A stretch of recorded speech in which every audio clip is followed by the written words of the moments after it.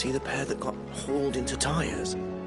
Aye, all their fancy silks stained red.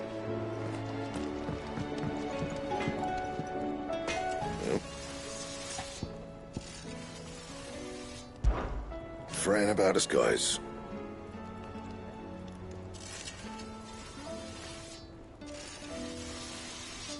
Unless, that is...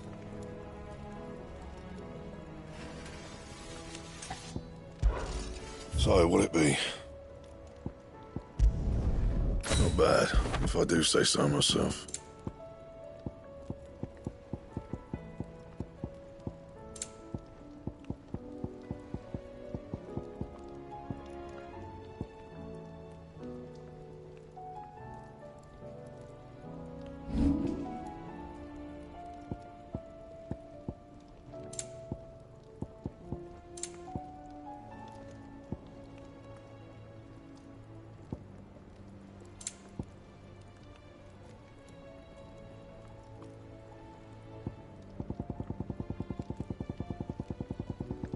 And?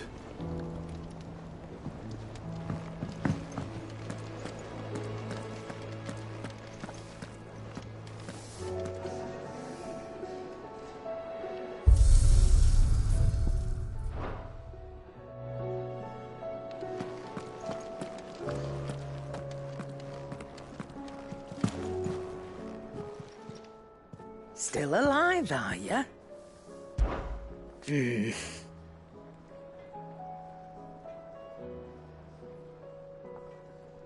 The whole realm's in chaos.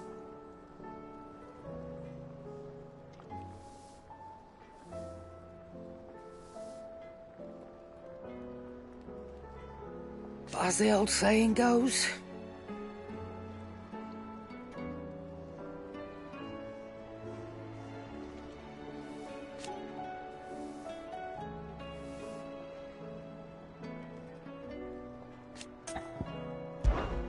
if you're gonna buy something, be quick about it.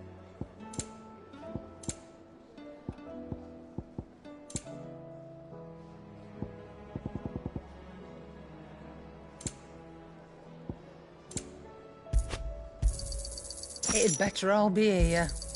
You're rubbing me blind, you know.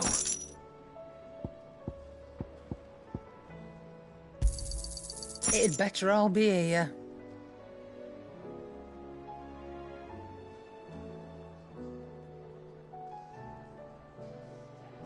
Finished, are you?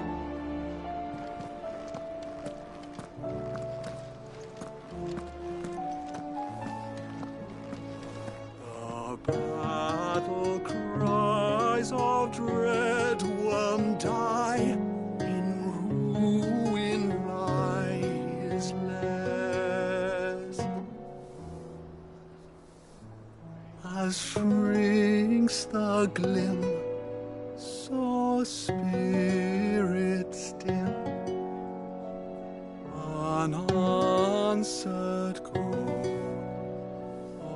oppress.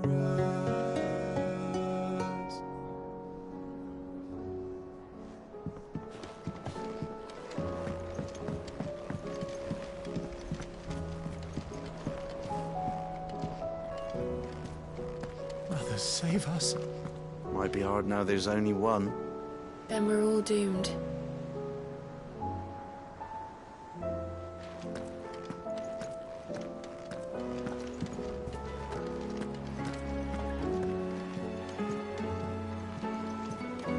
There's barely been a shipment in since the skies started boiling.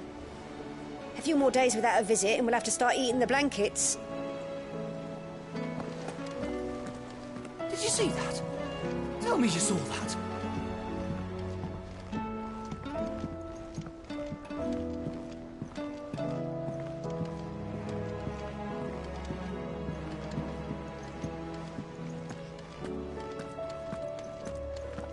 What are you making them skies, then? Ill omen is what? We should call back the scouts. All of them. Otto, how fares the realm? The realm? Oh, she's just fine. As long as you look past the fat storms out mother crystals and her skies are a roiling cesspit. And Gav? He's with your uncle in the Free Cities, helping Mid with her project. Sent an owl their way the moment the winds turned foul. Still waiting on a reply, though. Do you have any good news? Well, that depends on your definition of good. All right, fine. What do you suggest we do? Oh, no, I'm just a messenger. I'll leave the scheming to those more suited to the task. Could be that Lady Vivian and Old Tomes have their own thoughts on the current state of things. Could be that they don't. It certainly can't hurt to ask. I suppose not.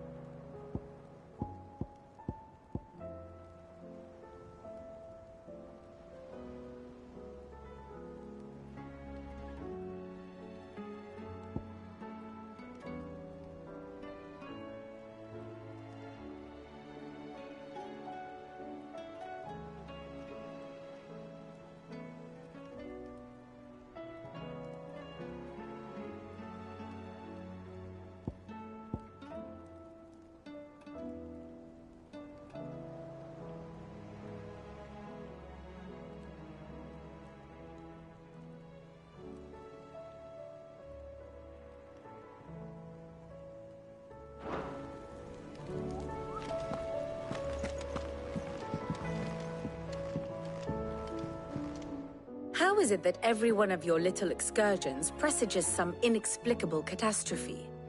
Not that you are to blame for the Dominion's fate. No one could have predicted the actions of the Crown Prince. I'm sorry I couldn't save your home. My countrymen are stronger than you think. A few toppled clock towers won't break their spirits. They'll be back on their feet in no time. I hope so. Look at us. Bluer than a pair of bog crabs. Tempting though it may be, sulking will not help us find a solution to this mess. You believe there's one to be found? I don't know. But I am certain we're more likely to find it if we first examine the facts.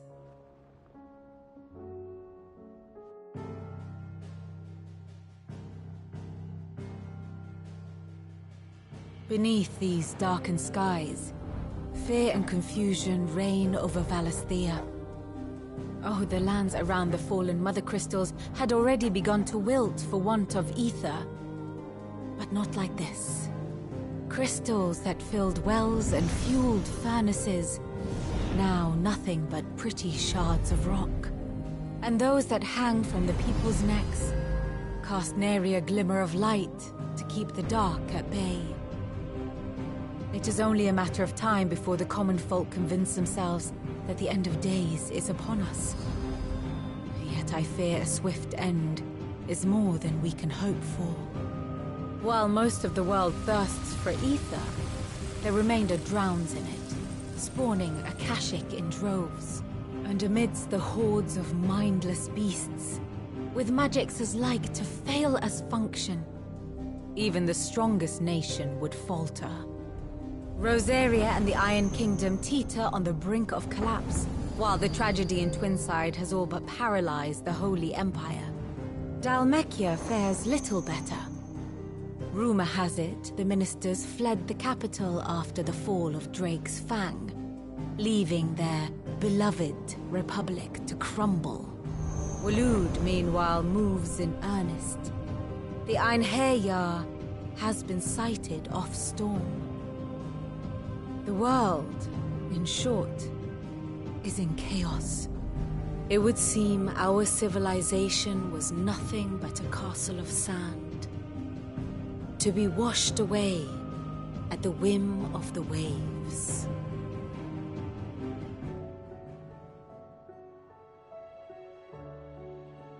A castle of sand. Not my best flourish, but it seemed fitting. The reports I've received are considerably more blunt in their appraisal. Without the protection of their nations, it will fall to the people to defend themselves against those who would take what is theirs. Which is only ever going to end one way. Defending a farmhouse against a band of chocobo thieves is one thing, but pitchforks and palisades will do little to stall an army's advance. Should the King of Wulu deign to invade, there would be none to stop him. None but us.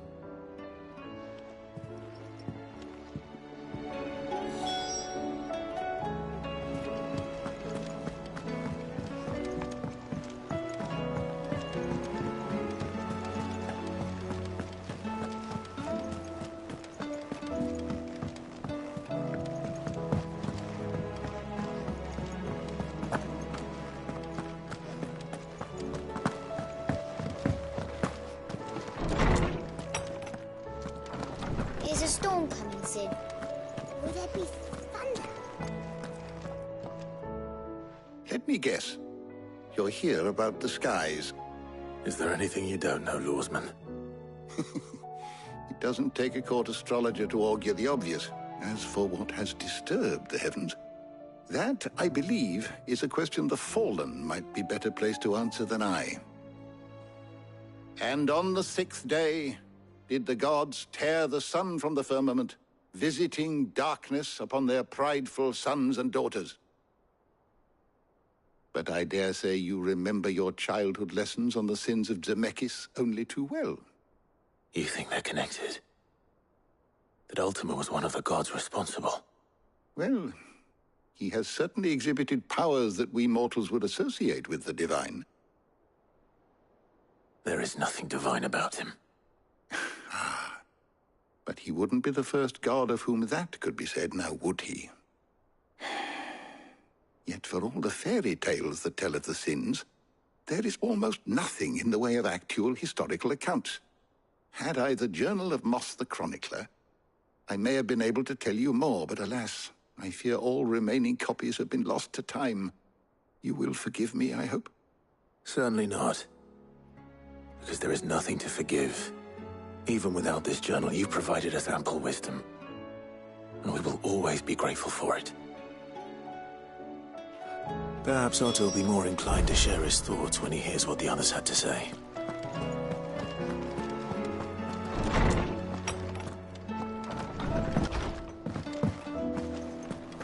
Seems the hideaway has lost its appetite.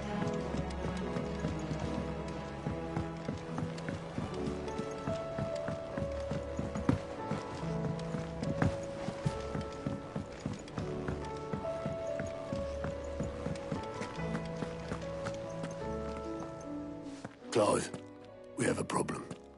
Only one. That would be a first. It would. Actually, there are 3. We had as many owls arrive while you were at the shelves. Martha's got a Akashic out her gates, and talk of monsters roaming the hills outside of Northreach has put the wind up Isabel and her lot. And don't forget Dalimil. Lubor says the village was raided by bandits. When it rains... It fucking pours.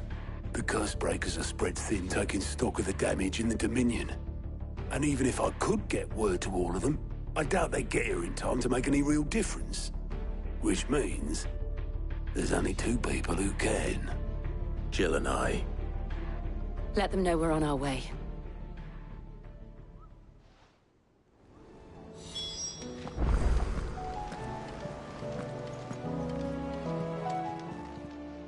Fancy a look at the list, do you?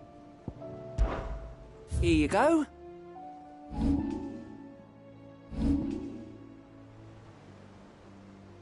Think you can help?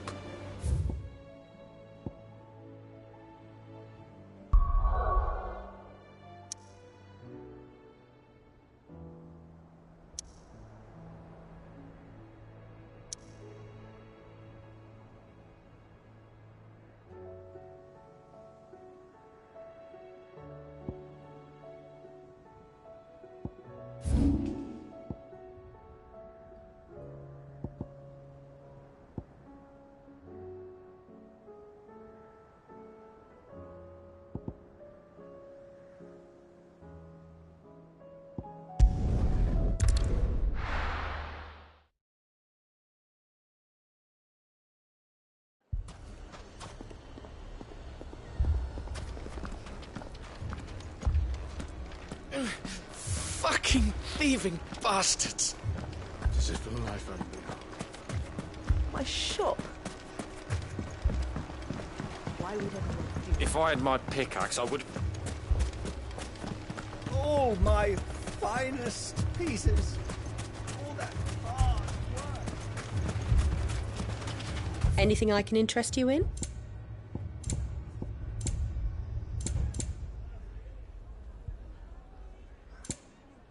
I don't have any more in stock. Go with Gilbert.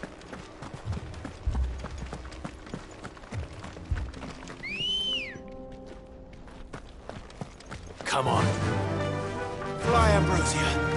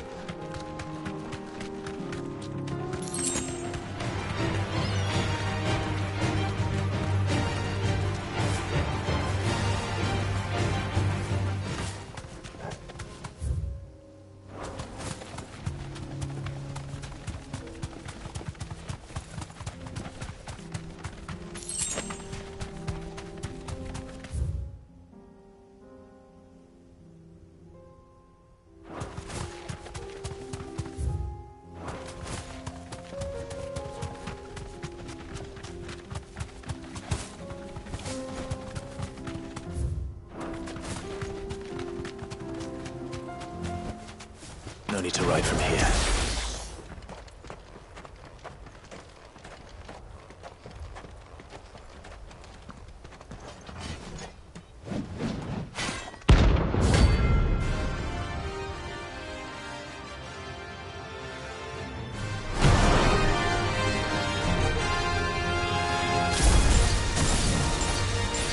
Another god's forsaken soul, eh?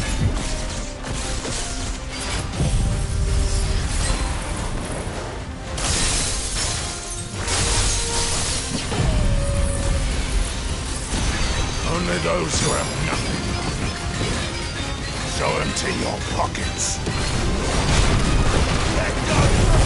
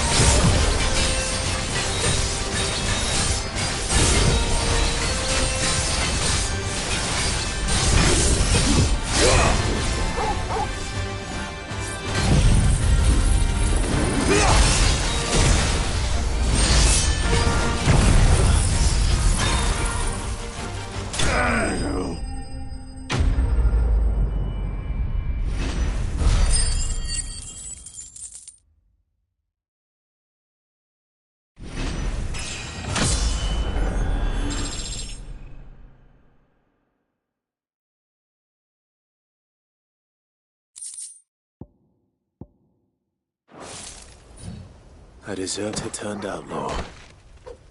We were more similar than he knew.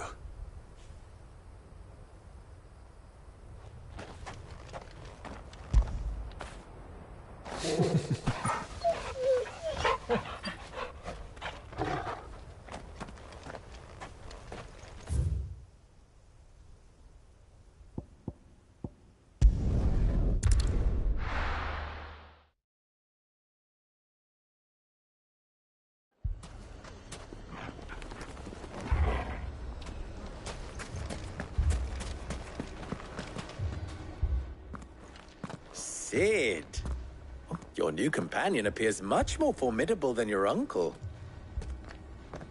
Should I be worried? You haven't been introduced. Jill, Clive has told me much about you. All lies, I'm sure. Your Stolas said that Dalimil has a bandit problem. Indeed. Although, you're a little late. They left with our food and guild days ago. Any idea where they went? The desert's a big place. Your guess is as good as mine. But the fact is, I have more immediate concerns. What did you say to me? What did you say? Ah, as if by magic. Let's just say we've yet to reach a consensus about how to solve Dalimil's little problem. And at this rate, it won't be the actions of the bandits which prove to be our undoing. It will be our own. I've tried reasoning with the dissenting parties, but even the Desert Hare has limits. Perhaps we could talk to them. What makes you think they'll listen to us? What makes you think they won't? She makes a fair point, Sid. And you won't have wasted much of your precious time if you fail. They're just across the courtyard.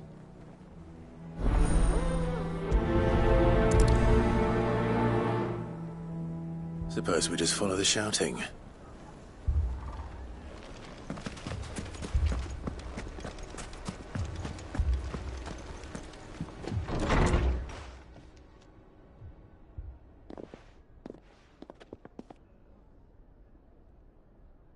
You wouldn't talk like that if it had been your men whose throats were slit.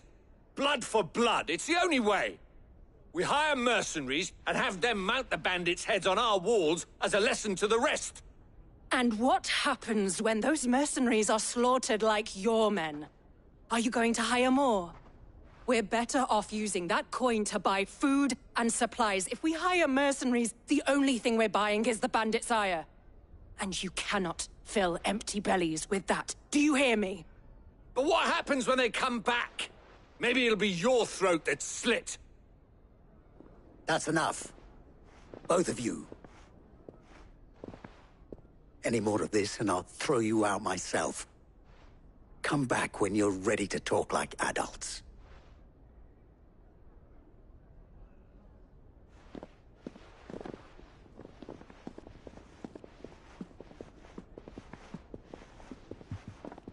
Victor. What's he doing here? Sid. And Lady Jill. What brings you here? I was about to ask you the same thing. Costness is in chaos, and the markets have all but ceased to operate. The Briar's Kiss here in Dalimil is the only place I can reliably obtain supplies. I was here to do just that when Master Lubor told me of his troubles. He thought I might be able to talk some sense into these fools. But if you're here, I suppose his patience must be waning. Who are those people? Those were the thorns in Lubor's side. And the reason this place might be headed the same way as Costness. It's these accursed skies. The darkness is enough to drive a man to madness. Or an entire city, for that matter. We're still working on the skies. But in the meantime, perhaps we can find a solution to Dalimil's problems. I hope so. For all our sakes.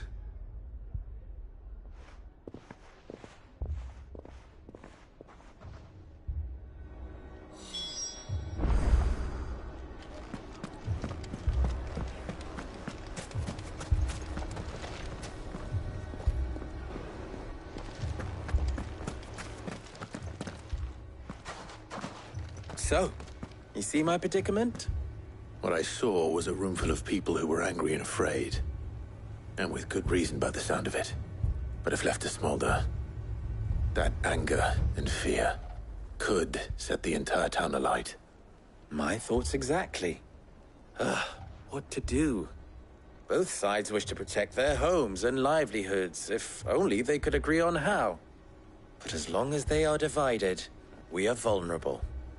And if there's one thing bandits like, it's an easy target. What would Sid the Outlaw suggest? Well, if it were my namesake, he'd let them choose for themselves, and be on hand to pick up the pieces when it all went wrong. That sounds like a recipe for disaster. A recipe for disaster is precisely what it is. But perhaps that realization would be enough to make them question the ingredients. While it's plain neither Conrad nor Natalie will countenance the other's proposal, it may still be possible to make them doubt their own. Before presenting them with a third option. And that would be? To pool our resources and save the city ourselves. Why fight each other? When all that fear and anger can be directed at the bandits. It appears we have a plan of action. Victor, pay Conrad a visit. See if you can't convince him of his folly. I'll speak with Natalie. As you wish.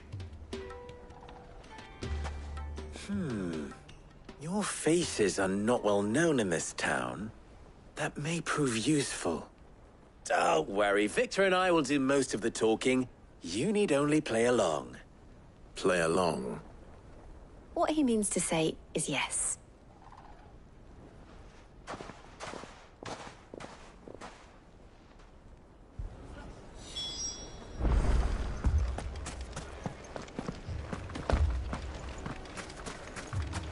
Picture it, Conrad. Your own city guard. With you as captain.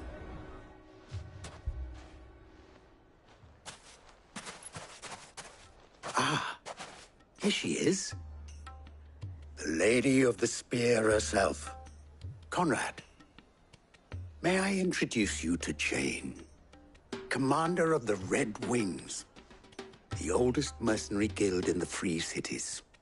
A pleasure, my lady. The pleasure is all mine. As I told you, I summoned the commander here from Canver to inquire about a contract. Victor says you told him no. That there aren't any men left to hire. Is that true? True as the crystals cracked. Nobles came and claimed every last one worth his salt. And not just from us Red Wings. You know of the 7 high houses. There must be 2 swords assigned each one. Granted, we have a few boys left. If it's boys you're looking for. Well, Conrad, are you saying that Dalamil's finest cannot defend this town better than a gaggle of unblooded striplings?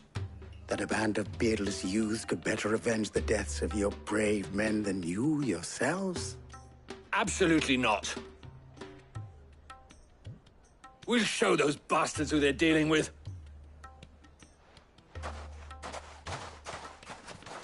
I can't believe that actually worked. Conrad's not what you called the brightest candle in the crypt. And there's a reason why I had you do the talking and not Sid.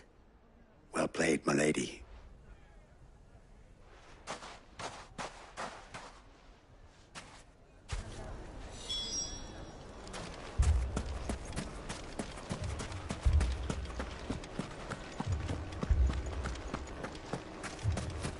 My shop.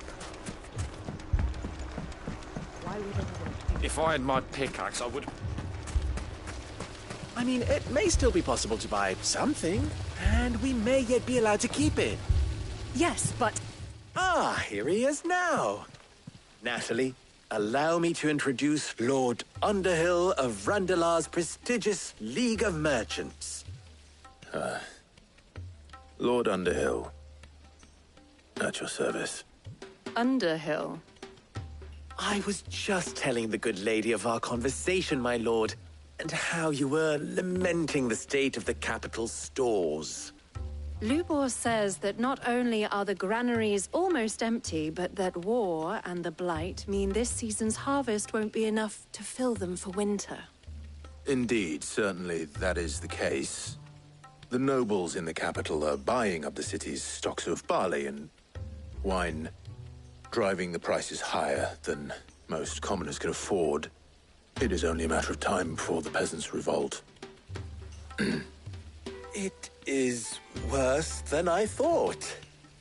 If what Lord Underhill says is true, I fear we have little hope of supplementing our stores, meager though they regrettably are. And while I applaud your endeavors to dissuade our more bellicose citizens from seeking vengeance, I sense Conrad is not wrong in his assessment of the bandits' likely return. Which means that now, more than ever, we will need to secure what little we still have. Food, weapons, herbs, everything. If our humble town is to endure not only this hardship, but those that are certain to follow, we must stand united. All right. If it will help to protect my home, I'll do it. But you needn't have gone through this charade.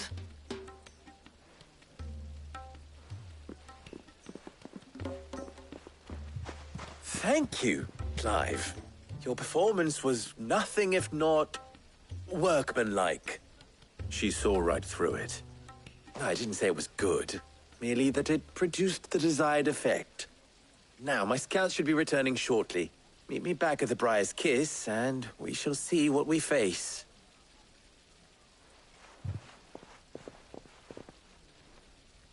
I'm not convinced our roles in this ruse were entirely necessary.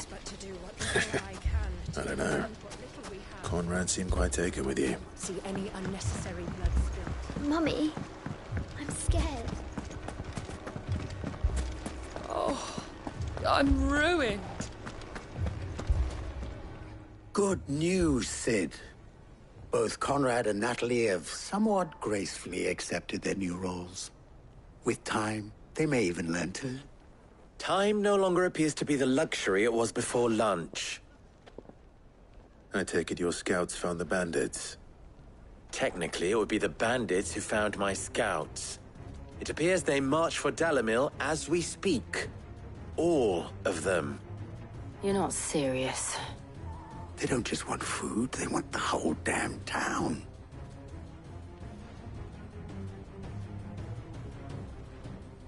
I have a favor to ask. I'm told the bandits march in two groups, one from the south and one from the desert, in a move doubtless intended to stretch our already gossamer-thin defenses. Very well. Jill and I will meet those from the desert. But what of the rest? The rest, my friend, the city shall fight. Together. The stakes, I concede, are high. But if this does not unite Dalimil, nothing will. That is a lot of faith to put into those who had their hands around each other's throats but a moment ago. Then it will be for us to see that their hands are kept occupied. And I do mean us. I thought you might say that. We'll hold them off for as long as we can. And we will do the same.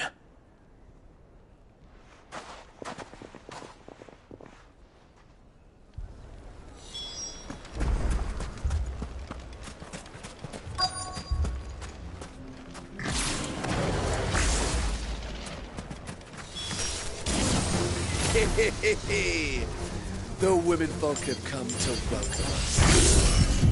I'll take that one. He's all yours.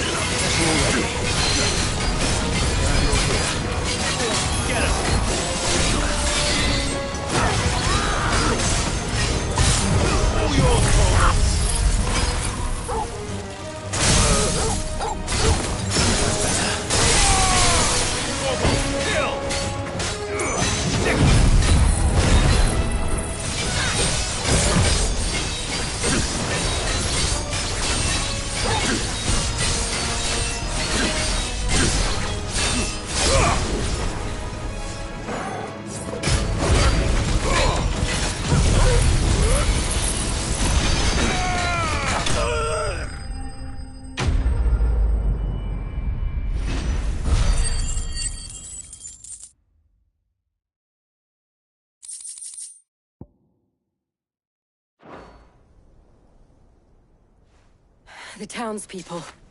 Could they have held out? I don't hear any fighting. What do you think? That we should hurry.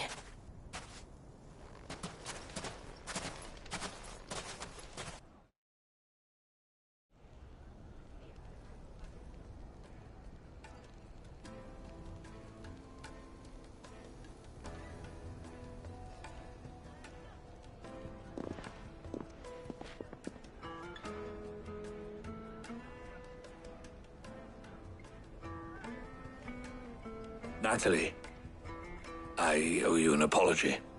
You did well out there. The inn would have been lost had you not held the line. Without you, there would have been no line to hold. You saved us, Conrad. You saved Dalimil. We all saved Dalimil.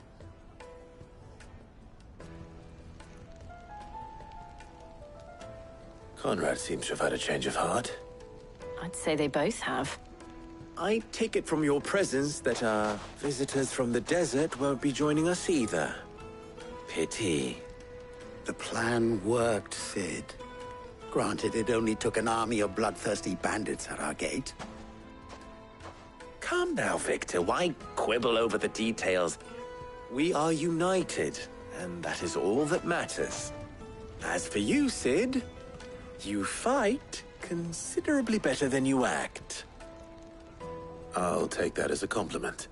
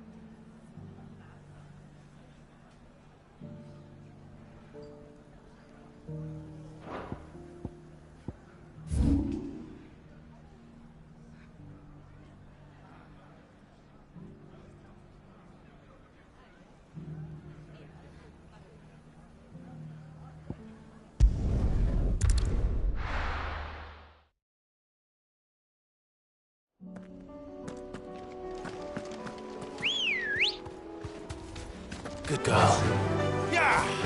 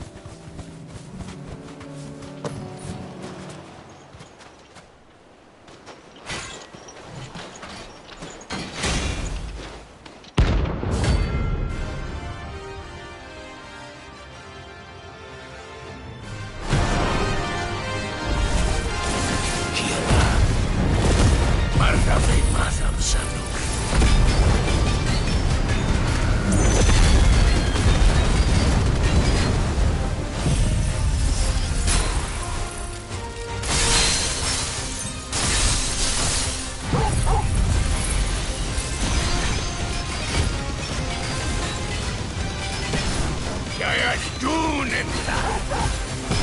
Yeah, that dark naturals again. But not for long. Give me thunder!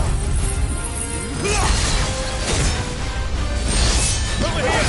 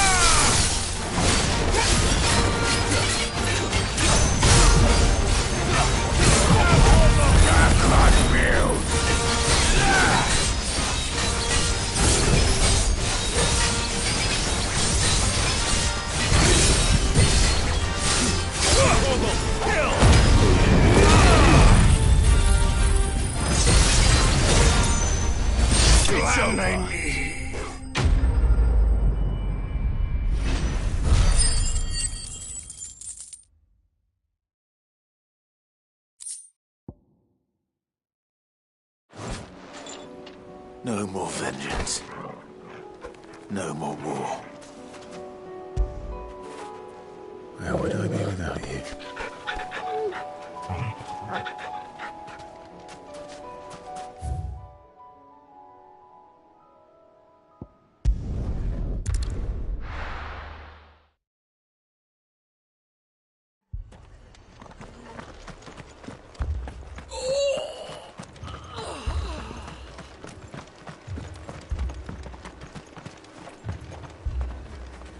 How do?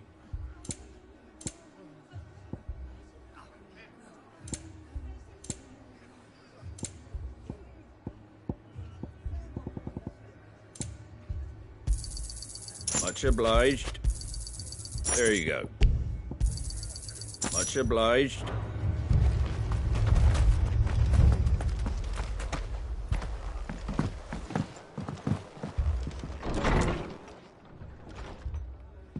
Martha, it's good to see you.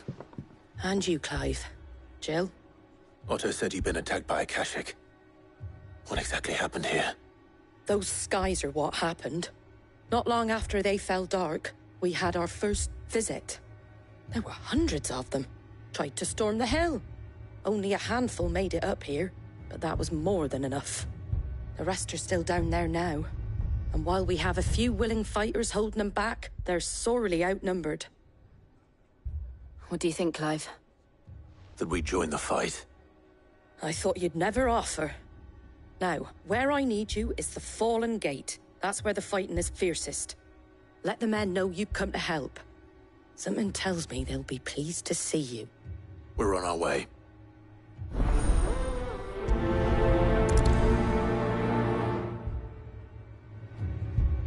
Do you think there were as many as Martha says? More.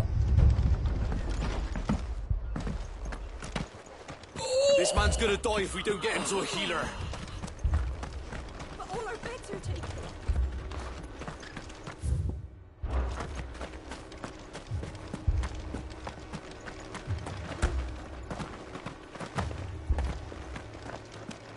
You don't think they've abandoned us, do you?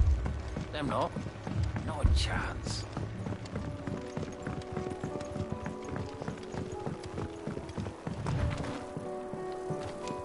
The barricades we've set up around the town won't hold the Akashic back for long. Might buy us a few moments to say our last farewells, though.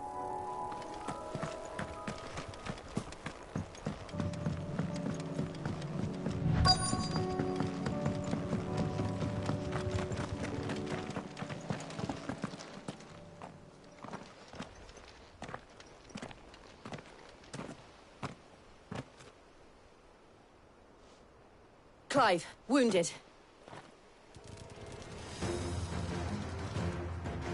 We deal with the Akashic first. To me, Blades!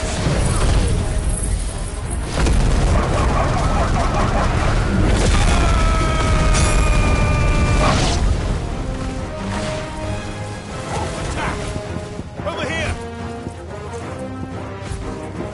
Now, Torgal!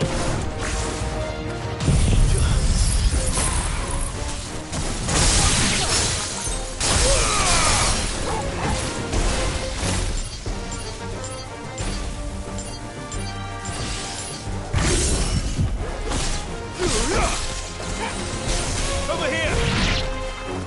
Go!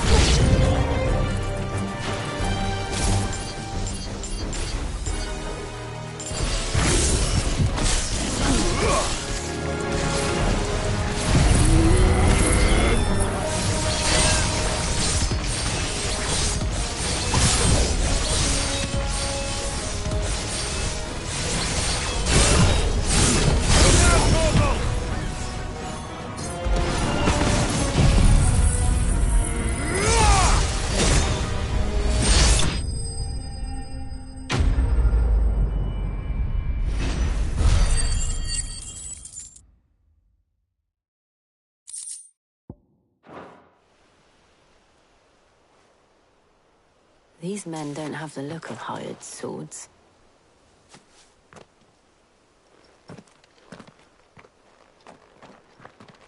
If you've come to rob this place, You are mistaken, my Lord Rosfield. We're here by Madame Martha's leave. how do you know my name? Forgive me, my lord. There wasn't time for introductions. We're with the Guardians of the Flame. Wade's men? But how did you come to be here? Where is your commander? Sir Wade left earlier with a scouting party to find out where the Akashic were coming from. Did he? Take your wounded back to the inn. Martha will see you're looked after. We'll join you anon.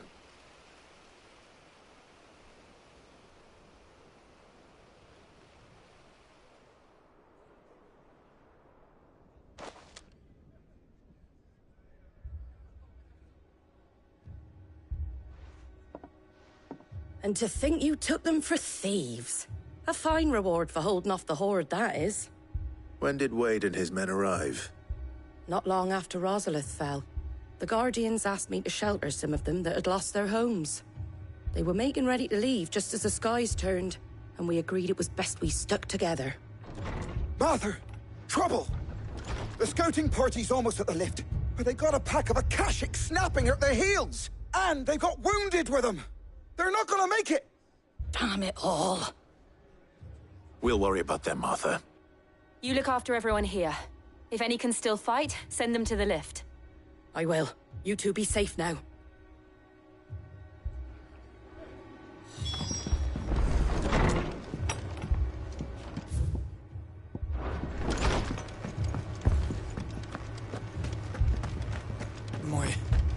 My brothers. Mad dogs. The lot of them.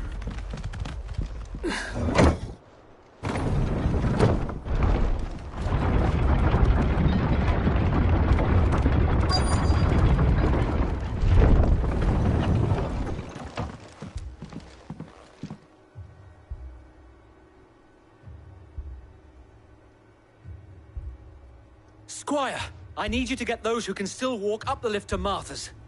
But what about... I didn't ask, Oscar. Sir. Sir Wade. Lord Rosfield. If you aren't a sight for sore eyes. Martha seemed to think you might need some help. And by the looks of it... We thought we could sneak by them. But we didn't know there would be so many. How could we have? Behind you!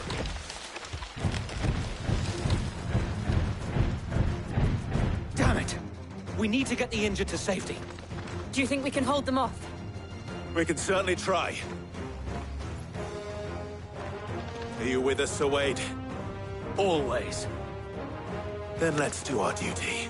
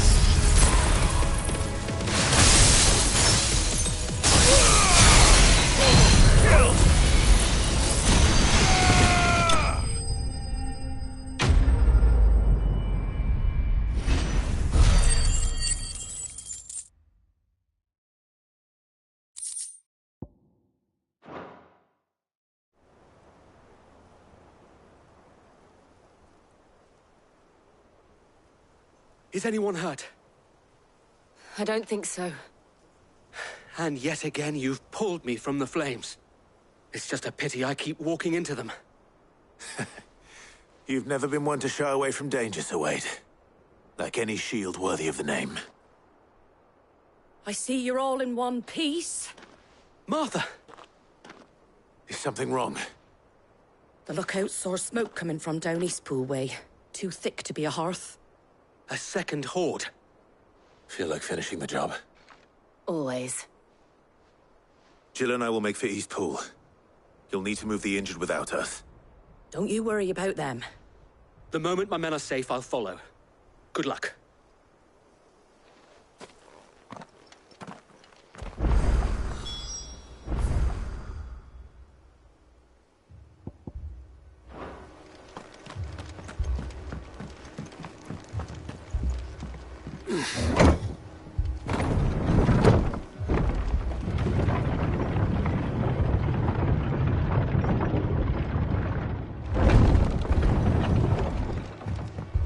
Mad dogs, the lot of them.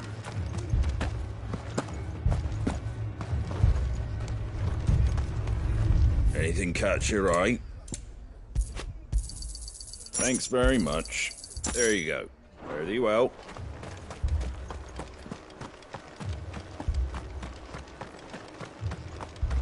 This man's gonna die if we don't get him to a healer. But all our beds are taken.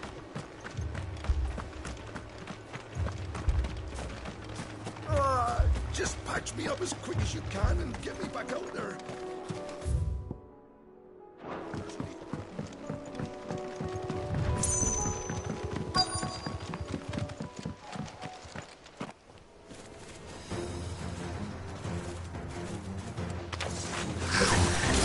They're headed for the rest.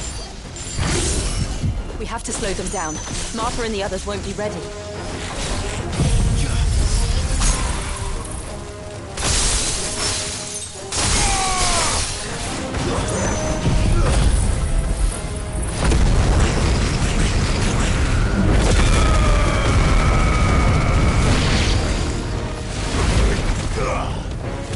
This one.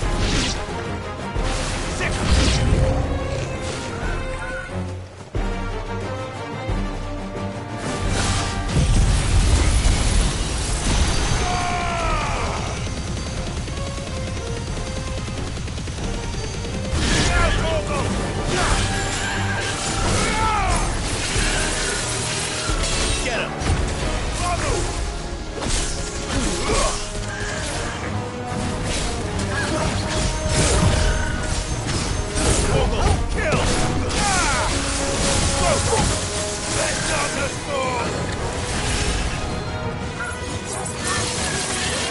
Get him! Over here!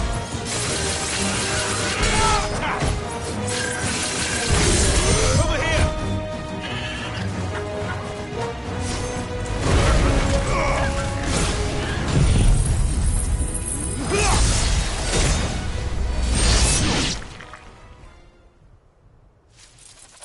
Something's coming. Apologies, my lord. Did I miss anything? Only the first round, so wait. Shall we?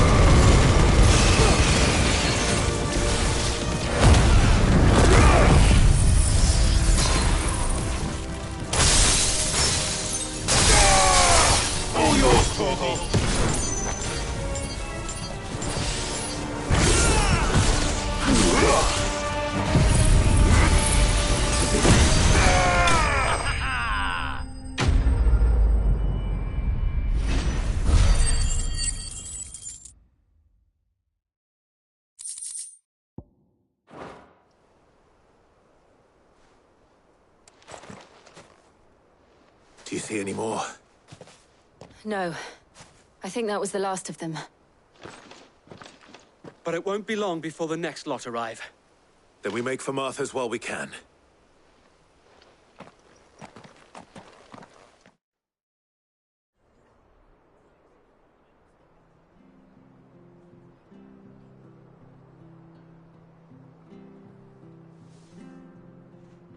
What did you find out there? The same as Sir Wade. Scores of Akashic. Well, wherever they came from, they're gone now. Our lookouts say the lowlands are clear.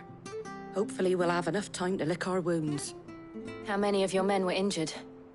A damn sight less than if you hadn't turned up. Thank you. It was a hard-fought victory. But as long as the skies remain dark, I fear the Akashic's numbers are only going to rise. It's not a matter of if the Horde will be back, but when. And whether that's sooner or later, we'll need to be ready. The inn here affords a good view of the land, and is easily defendable. I'd like to make this one of our outposts. What do you say, Martha? You'd have more men to guard the rest. Well, when you put it like that, of course they can stay.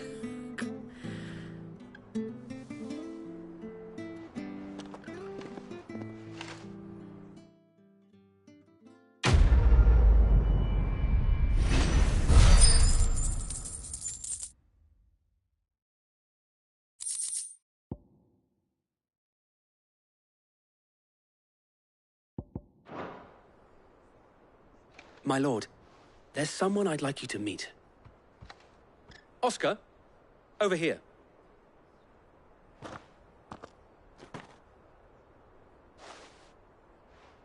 It is an honor to make your acquaintance, Lord Rossfield. I am Oscar. Oscar of House Murdoch. Murdoch? I wasn't aware the Lord Commander had children. Oh, he didn't. But his brother, my father, did. I am Sir Rodney's nephew. Well, go on, then. It's not for me to ask him. Yes, Sir Wade.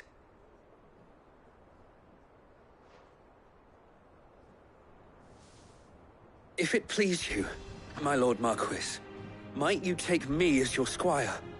I would learn the duties of a shield from the finest. I'm sorry to disappoint you, Oscar, but I'm a shield no longer.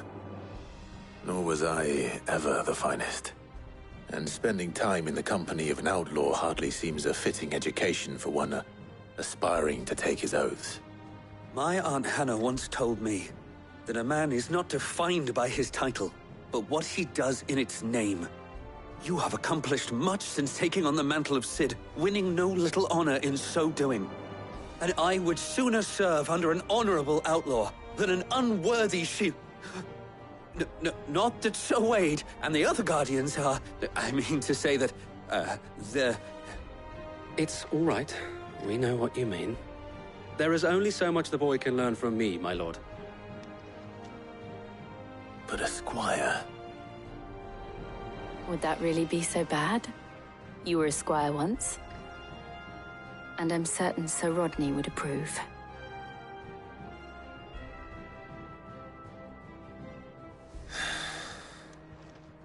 Know that I'll show you as much leniency as your uncle showed me. I would not have it any other way.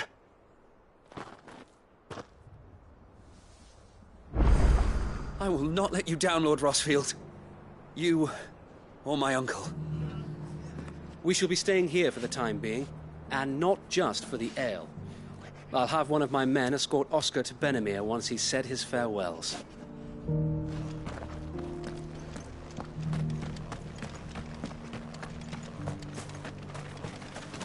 Anything catch your eye? Much obliged. There you go.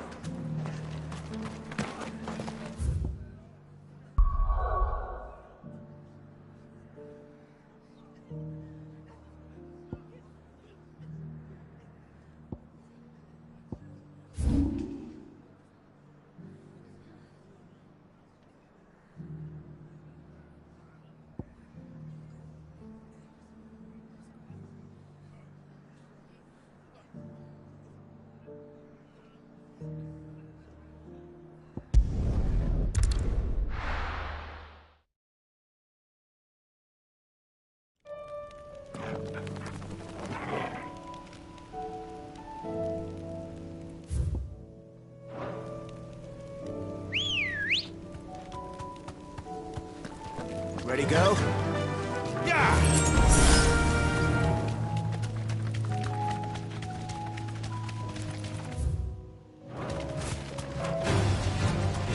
easy.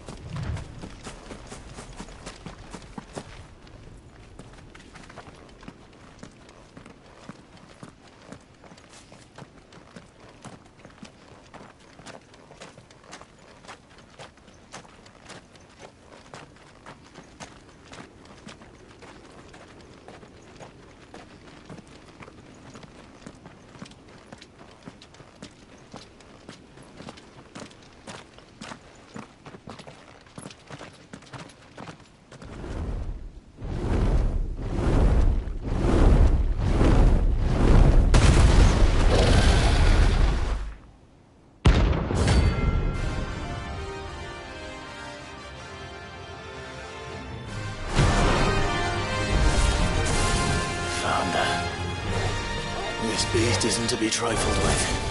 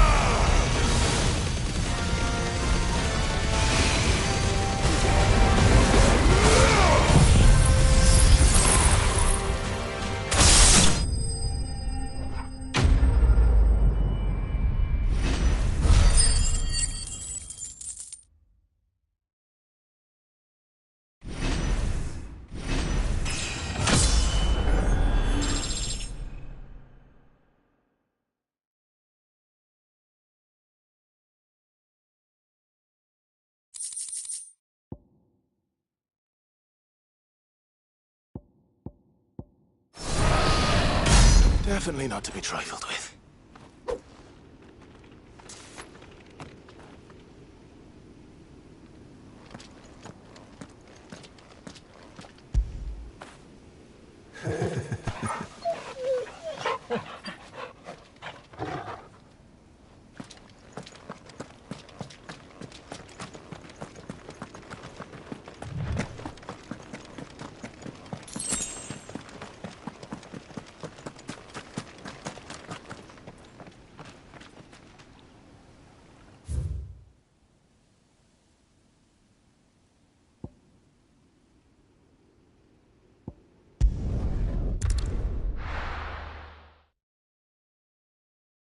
First we find Isabel.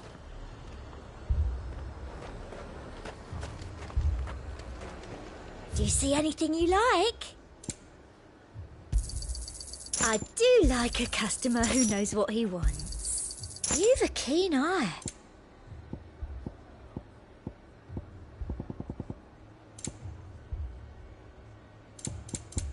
And a fine, fine day to you. Heard a bloke saying he saw ghosts on the far side I of the saw wall. it with my own eyes.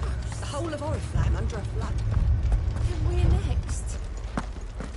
If there are ghosts in the Royal Meadows, then why isn't the garrison dealing with them?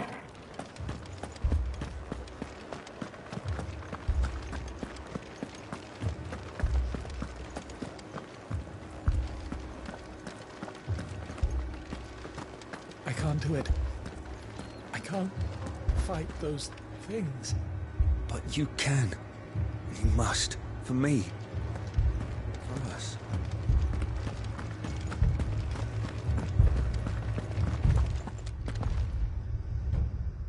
My lord.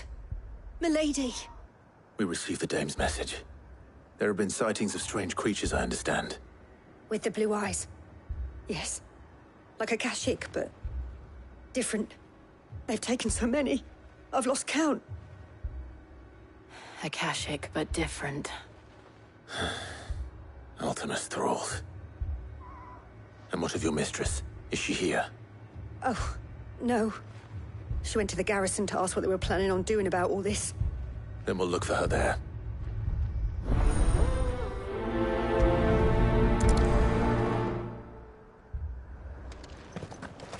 More arrived from the capital this morning.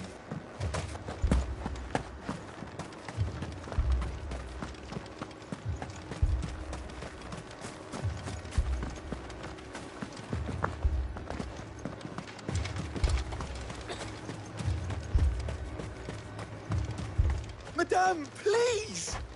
Half the garrison's been slaughtered by those things. We lost the captain this very morning. We've tried requesting reinforcements, but there's been no word from the capital or the Dominion in days! What more would you have us do? I would have you do your duty. Those at the Vale look to me for protection.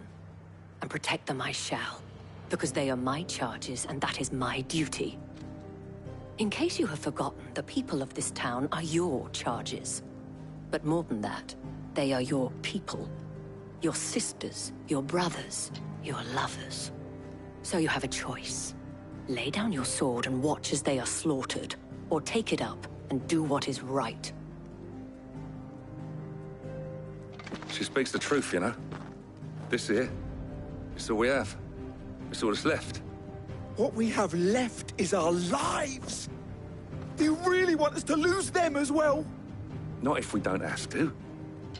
Look, there's a cask under the captain's bunk. Let's talk about this over a drink, eh? I'm listening. I'll have a word with him.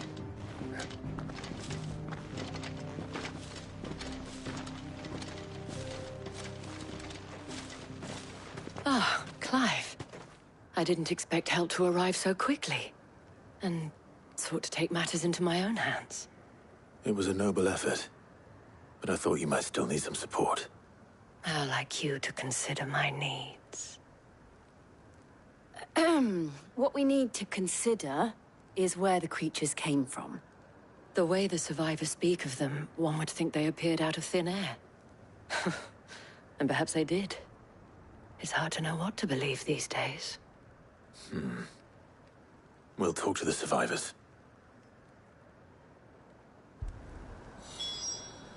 can't entirely blame the men of the garrison for losing heart. And they have provided a place for the injured.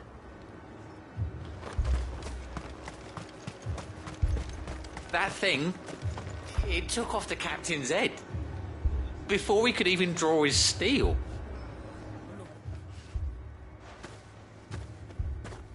Did you see the creatures that attacked you? Creatures? Yeah, They came out of nowhere. They went for Joseph first, then me, and then they were just gone. Do you remember where you were? On the road from Oriflamme. We just passed Moor when...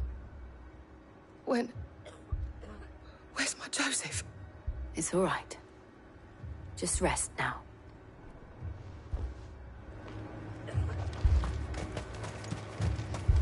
It's all right. My family. They're still in the capital.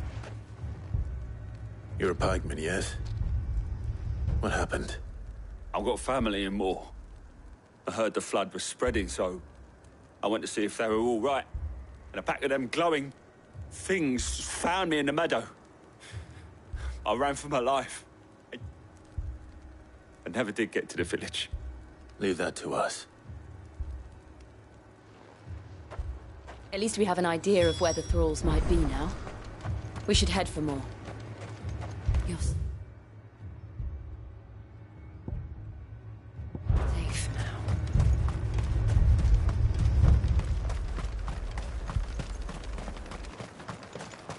I assume you have a plan? We need to find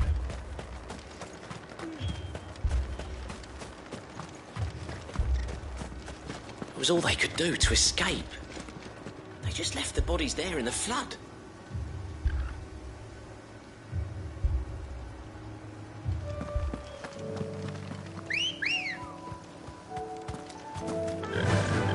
Fly, Ambrosia.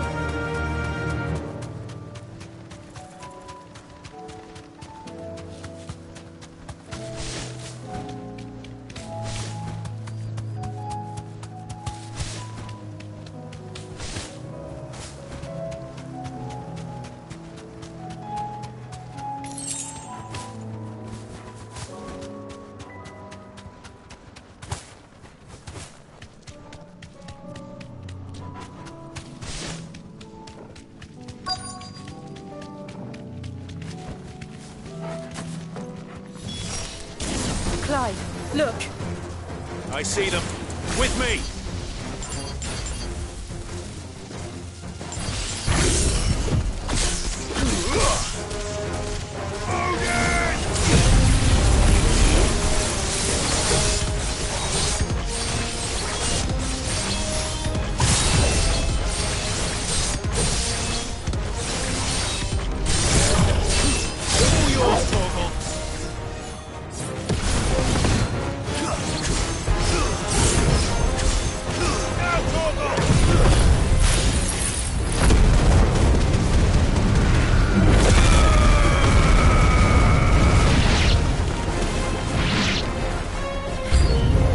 Should I prime? Save your strength.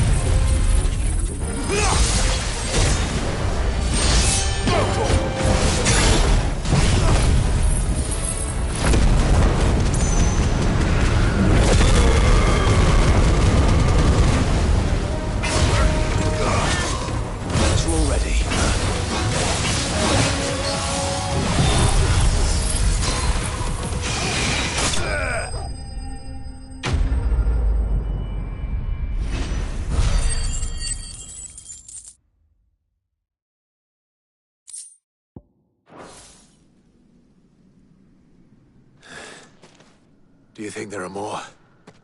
There are always more. But I'd say we've done what we can for the time being. Then we should let Isabel know.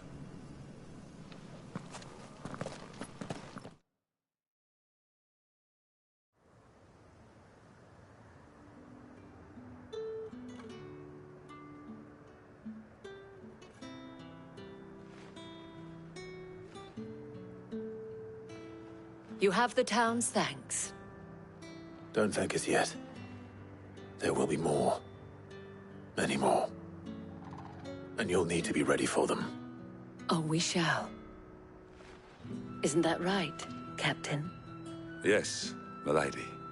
The garrison will be ready. Philippe here has convinced most of the men to remain at their posts. For now, at least. Hearing that the Dane would look kindly on any man who committed himself to the task certainly didn't hurt. It's not the most selfless of motives, I'll admit. But whatever it takes, eh? Now me, I never needed convincing. I became a soldier to protect the people I love. And the people I love include the ones standing before me. Handsome and chivalrous. Now, if you don't mind, I have sentries to post. Milady.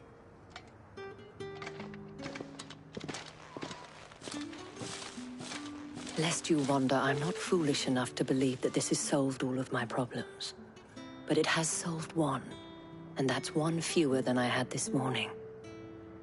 Thank you again, Clive.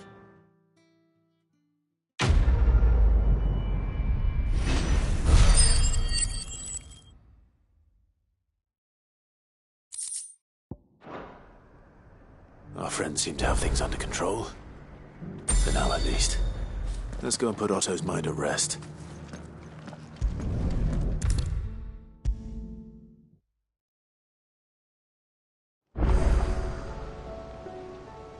Was wondering when you'd turn up. Had owls from all our friends thanking you for your timely intervention. How is it you always manage to arrive at just the right moment? Luck, I suppose. Any word on the rest of the realm? Let's see. Storm's still crying out for mother crystals. The nations are still in chaos. And the skies are still the color of a kick in the kidneys 2 days on. So... Right. Clive, we knew this was going to happen. Well, not the bleeding skies part, but you take my point. Now's not the time to second-guess yourself. Now's the time to visit the infirmary. Talia says your brother's awake. Thank you, Otto.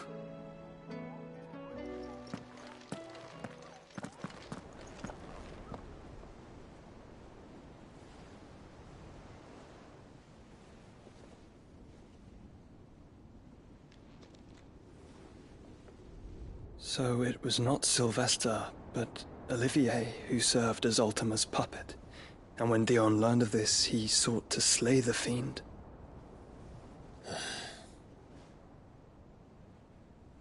Only for his father to take the spear that would have freed him. Enough to drive a man to madness. Small wonder he hasn't stirred. I would be afraid to wake. Had I but reached out to him sooner, warned him of the threat Ultima posed. But now, both an empire and her prince lie broken. Joshua, what do you know of Ultima?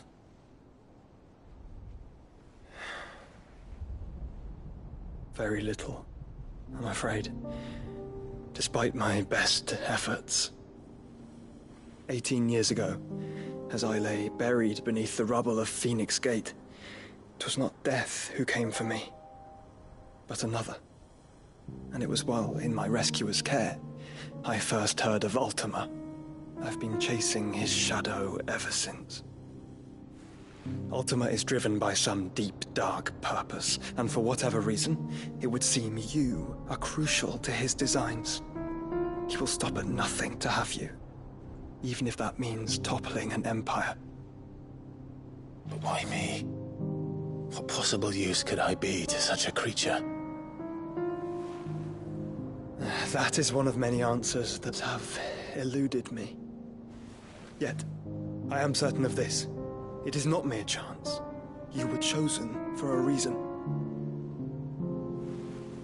All dominants carry within them the might of an icon. Nigh limitless power that is at once acutely limited. I wield fire, and only fire. And I only ice. 8 wardens for 8 elements. But you, Clive. You are different. You're special. Your abilities begin with the flames of Ifrit.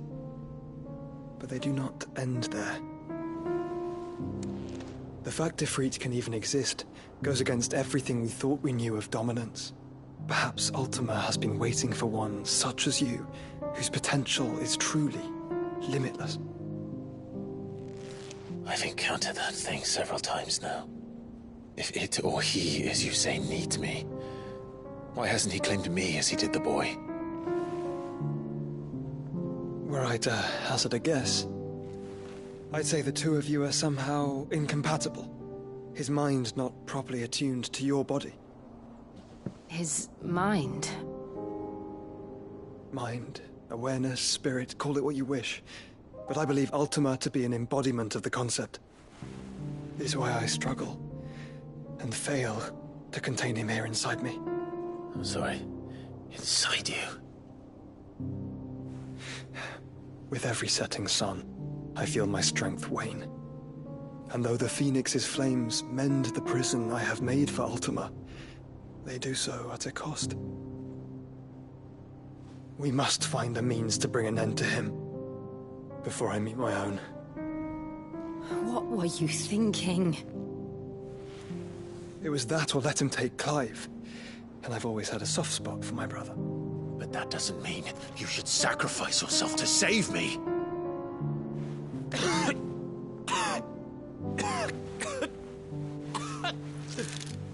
Joshua. Clive, it's Gav.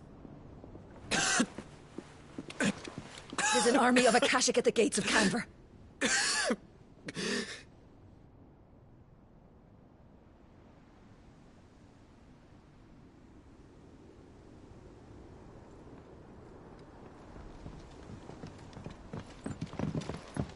Well, what's the short of it? I thought Tyre told you. The capital of the Free Cities is under siege by an army of monstrosities. The city guard are doing their best to stem the tide, but numbers ain't on their side. What of Lord Byron and Mid? Were they able to escape? No, but they're all right for now. They're hiding with Gav at midship. We have to get them out of there. And we shall. Otto, prepare a Stolas. Tell Gav to stay exactly where he is. Understood. Vivian, what's the swiftest route to the Free Cities? That sounds like a question for the map. Look here. This road, through Tabor, should provide the least trouble. Good. What a coincidence. Tabor is exactly where I'm bound. Joshua, Bed is where you should be bound. You don't think I told him the exact same thing? Were Tyre not such a talented healer, I would surely have been inclined to agree. But, thanks to her ministrations, I feel I may safely rejoin my attendant, who was to wait for me in Tabor if we became separated. All right, we travel together. Clive! If he stays close to me, he'll be fine. Thank you, brother. I'll look after him.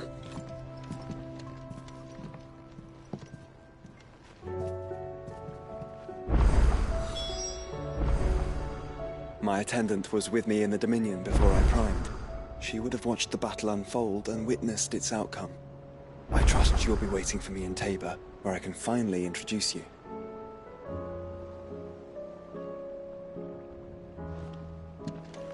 You know how I feel about this, but your brother's stubbornness knows no bounds. I'm starting to think it runs in the family.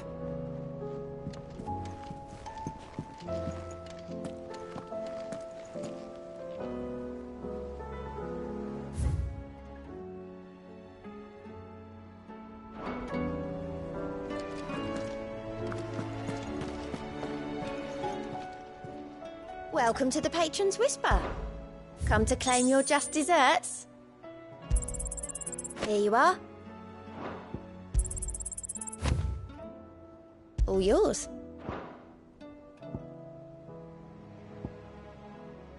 Come again. I may have more for you.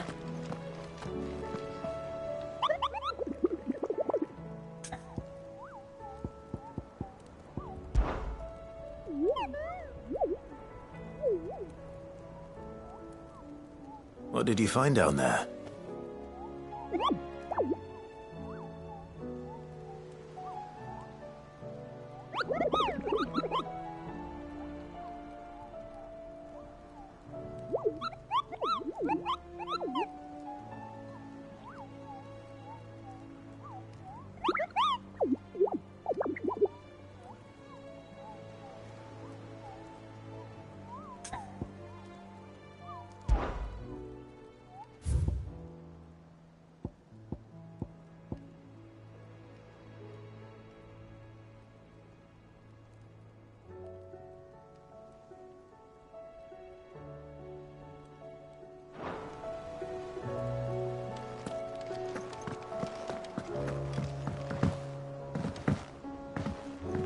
Did you see that?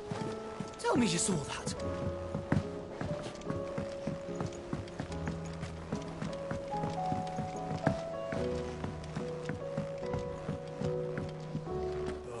The battle cries of dread won't die.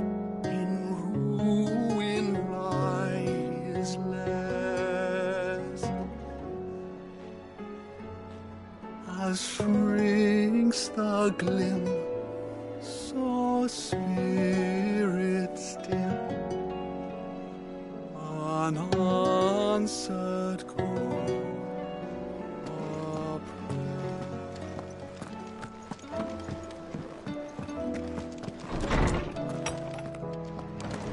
Is a storm coming, Sid? Will there be thunder? Sid, perhaps you can help me solve a mystery. I can certainly try. Who's gone missing this time? It's not who, but what. Mid's scales, the ones she made for her workshop. I borrowed them to teach the little ones about weight, and shortly after the lesson, well, they vanished. My first thought was that they'd taken them off somewhere to play, but when I asked, they swore they had nothing to do with their having disappeared. Which almost certainly means they had everything to do with it. Perhaps a visit from Sid will jog their memories. I think it just might. Thank you. I don't like to imagine that my pupils would lie to me. But if they have, I'll have no choice but to discipline them accordingly. They were in the atrium when I last saw them. As always.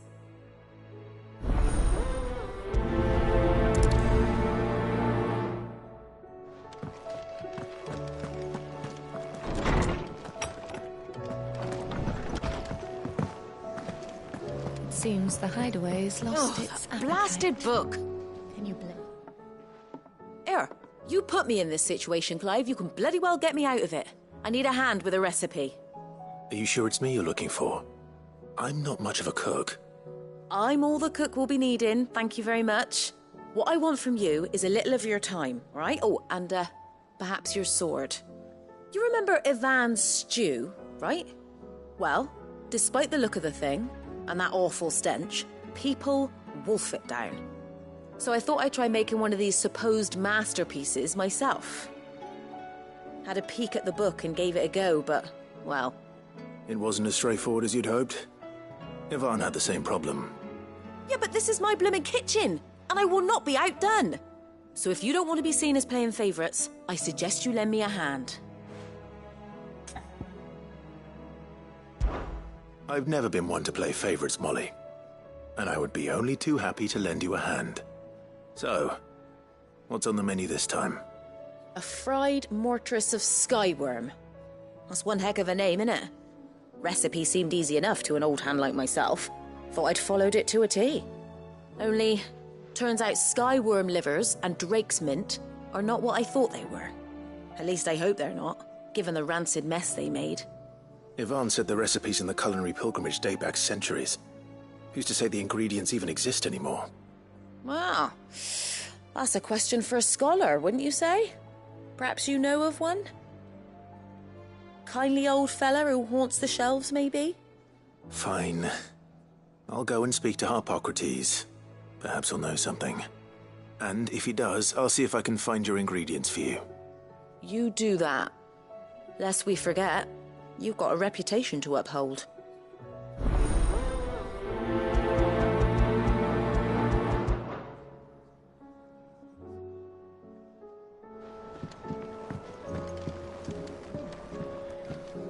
What can I get you, Sid?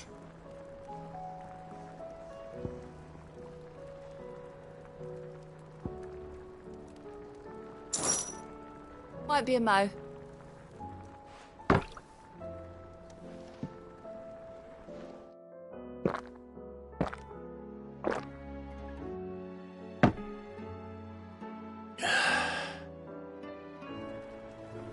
Oh, keep your mug handy.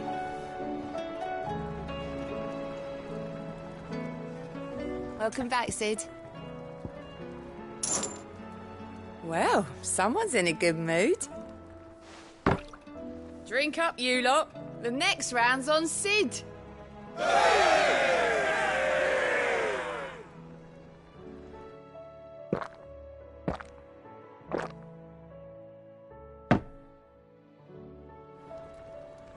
Don't be a stranger, Sid.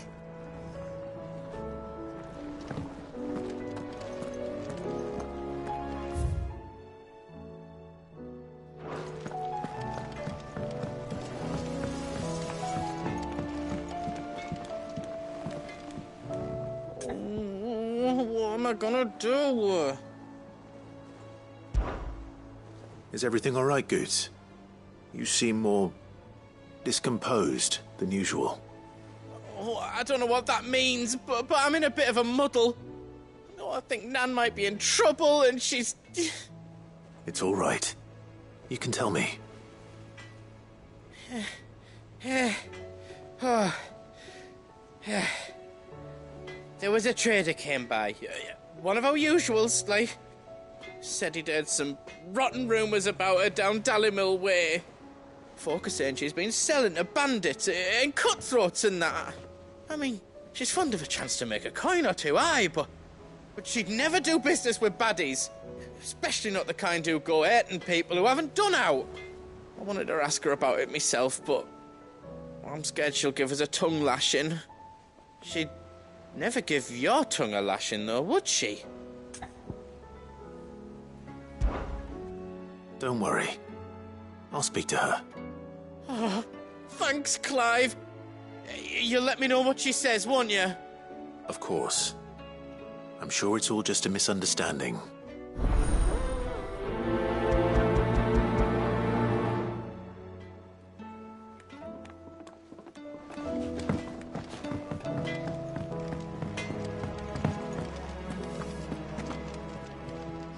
Lady Karen. How's business? Not nearly as foul as the weather. You're doing good trade, then? Both in and out of the hideaway? Can't complain. Wait. What exactly are you getting at? Not once in 5 long years do you pay my affairs half a care, but here you are today, raking me over the coals like a bloody popoto? Just asking. Out of interest. All right. I'm here because I was told that certain rumors have been circulating. About you selling weapons to brigands. Oh, are you? And who was it who knows me so well as to tell tales of my evil exploits? I didn't exactly hear firsthand. All I know is that someone in Dalimil has been spreading word to that effect. And what? You believe it? You think I'm profiting off the blood of innocents, do you? Look, I've done things I'm not proud of. Might be there were a time when I turned a blind eye to the wretchedness of the world so I could line my pocket. But that woman is no more. And you'd know that if you'd ever paid the slightest bit of notice. You're right, Lady Karen. I apologize. It was wrong of me to doubt you. No, it was. Now, I reckon you've got better things to do than pointing your do-gooding finger at a poor old woman. Of course. Good day.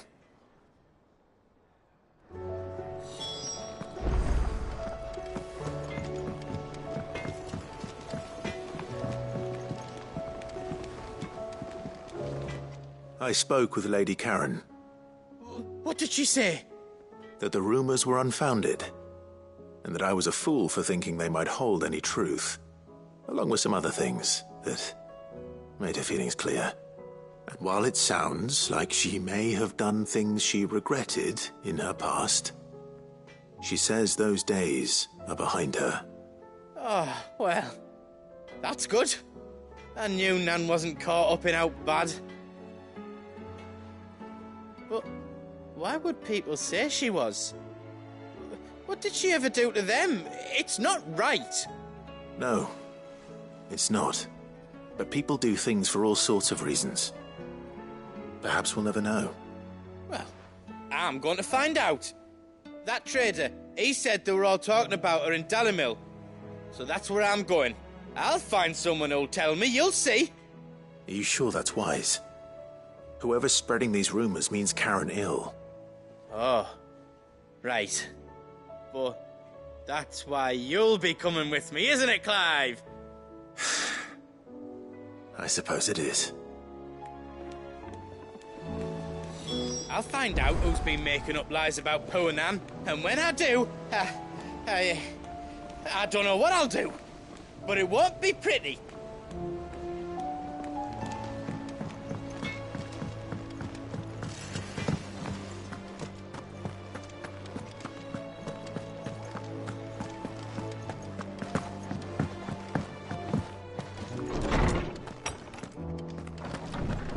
Is a storm coming, Sid? Will there be thunder? Lawsman Harpocrates, I've come to pick your brain if you don't mind. It's about the book you lent Ivan. Ah, Valisthea, A Culinary Pilgrimage, a classic. One of my favorites, in fact. The young man did a wonderful job with the Chance's stew. I do hope we shall be able to sample more such marvels in due course. That's actually why I'm here. I don't suppose you know where I might find skyworm livers and drake's mint. Ah, so the fabled Sandbrequois delicacy is next on the menu. Delightful. The descriptions of fried mortress never fail to make my mouth water. Now, skyworm is a somewhat antiquated name for the wyvern, their ground livers being the paste from which the mortress is made. Dragon livers. How very Sandbrequois. One would have thought the disciples of Bahamut would have a touch more reverence for their icon's brethren, but apparently not. I believe the specific dragon the recipe demands is the blueback wyvern, said to be the very color of the sea beside which it resides. So we know where to look for our liver. But what about the drake's mint? Saint's bonnet in contemporary parlance, a herb which grows along the North Reach coast. I gather that one can locate the cheerful yellow flowers by their heady scent alone, so I'm sure you'll have no trouble finding them. I may add that people once believed game was best served with the flora that sustained it in life, in which regard fried mortress of skyworm is undoubtedly a typical dish of the time. Meaning that if I find one, I find the other. To Northreach, then. Best of luck, Clive. And do save me a bite once the dish is complete.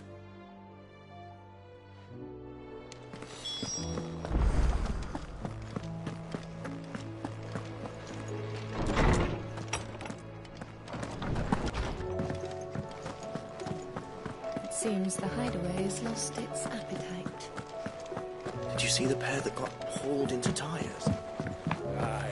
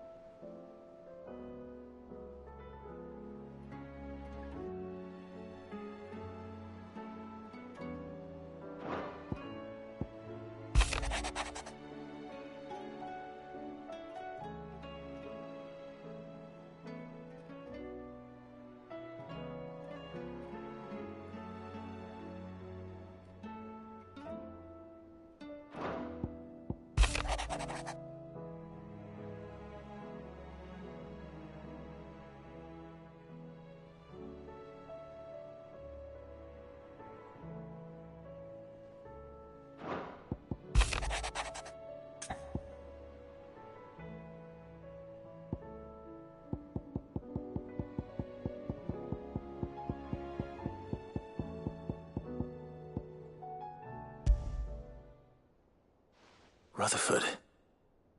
Wasn't that the name of my uncle's manservant? Why would he be at Martha's Rest?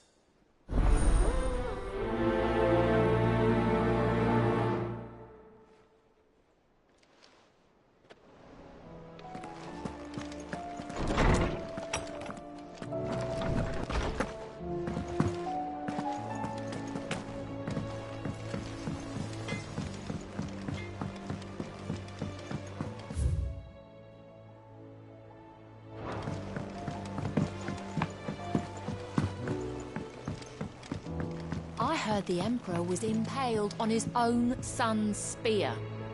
Never. Dion the Bold. Kinslayer.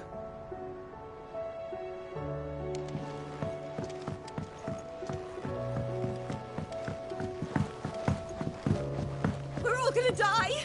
You hear me? The Akashic are coming and they won't stop until they've slaughtered every single one of us! How do you suppose they'll manage that? You ever seen one of the blue bastards swim?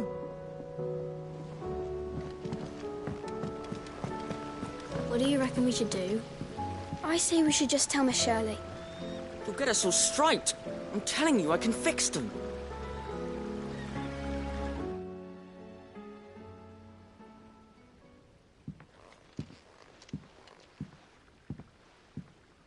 Sid! Hard at your studies, I see. And what is that? It's not a set of scales, is it? No. Of course it isn't. Well, not anymore, it's not. Oh! And just how long hasn't it been one? We're sorry. But we didn't break them. We dismembered them. Just like Miss Mididol showed us. Miss Mididol? And why would she have you dismembering her creations? Because that's the only way to become a ninja-neer.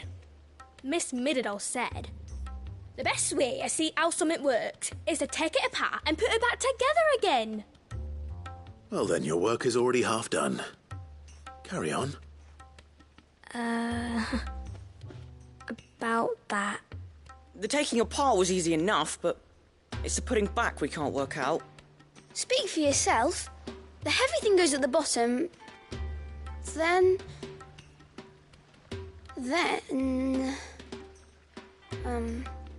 You three need to learn to take responsibility for your actions. So let's have a look at these parts with fresh eyes, shall we?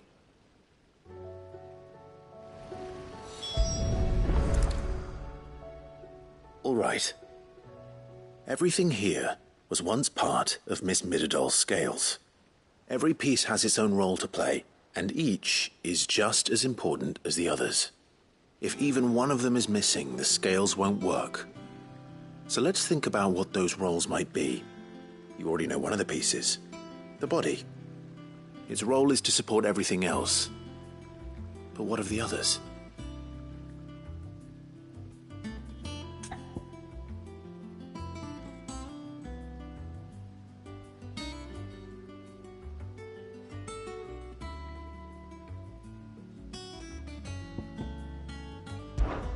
This tiny piece is what's called a cogwheel, or gear.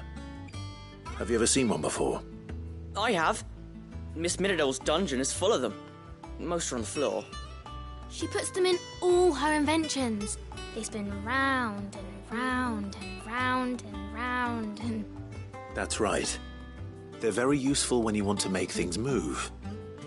Do you remember if there was anything on the scales that moved? I remember the arm moved when I tried weighing an apple. And then somebody ate it. It's not my fault. You shouldn't have tried weighing it before lunch. We know what part's supposed to move and how it's supposed to move. So, let's put the pieces together first, see what doesn't move, and then stick the cogwheel to that. Not a bad idea. You see, it's not so difficult.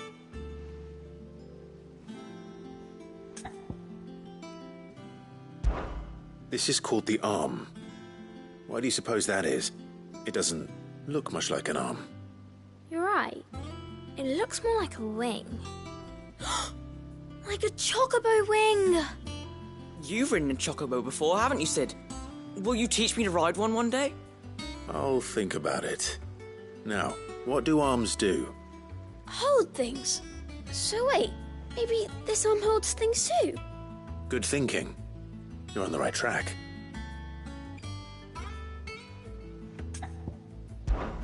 These round parts are called the pans. You all know what a pan is, don't you? I do. Molly uses them in the kitchens to fry bangers. But these aren't for frying bangers, you idiot. They're for weighing stuff. But what if I wanted to weigh Goots? I don't think he'd fit on that little thing. Probably not. What are the chains for? Holding the pans up? Well spotted. Which means something must hold the chains up in turn. So, now that we've taken stock of the parts and learned what they do, what do you think? I think we've got it. Then here's what we'll do. You tell me what goes where, and I'll put the scales together. Well, obviously you need to start with the body. All the other pieces fit onto it, don't they? And the arms go on the body, just like real arms. Or wings, if you're a chocobo. And then the arms hold the pans by the chains. Very good. Let's see if that works. There. All finished.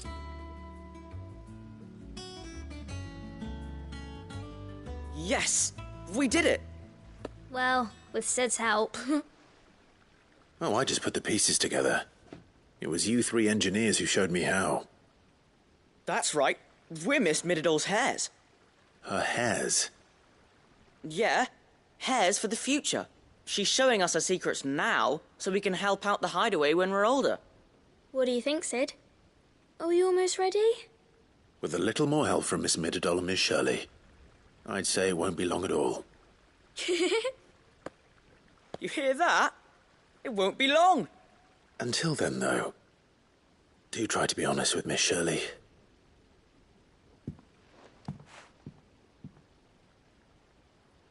Hey, look! We never used the cogwheel. You don't think Sid forgot about it, do you?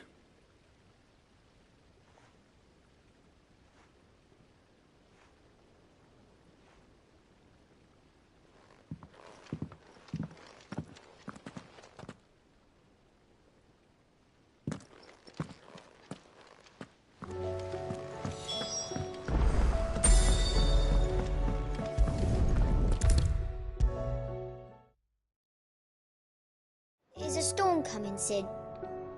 Well, did you solve the mystery? It was as you thought. The children had the scales, or the parts of them at least. They dismantled them to see how they worked. Oh, no, Mid will have my head. Thankfully she won't. This might even have been her idea. Although I was the one who ended up teaching the lesson. I'm so sorry, Sid. I know how busy you are. I shall see that the children are properly punished. Please, there's no need. Mid seems to have taken the three of them under her wing. She's even calling them her heirs. She'd have them follow in her footsteps. And her father's. I see. Sid, Do you know why Mid has been spending so much time at the hideaway of late? She told me it was because her studies have been interrupted by events in Canva. Is that not true? No, it isn't. The university offered her a commission. In exchange for full tuition, room and board, they asked her to oversee the design of several new war engines. To anyone else it would be an opportunity, but to Mid, who lost both her parents to war, it was a bitter pill. One she was none too keen to swallow. But that should come as no surprise. She's only ever cared about bringing people hope. The very last thing war can be said to do. Which explains her heirs. She's working to give them a better life. And so should I. What's the odd engineering lesson? Ah, you've given them far more than that. And I'm sure they're very grateful.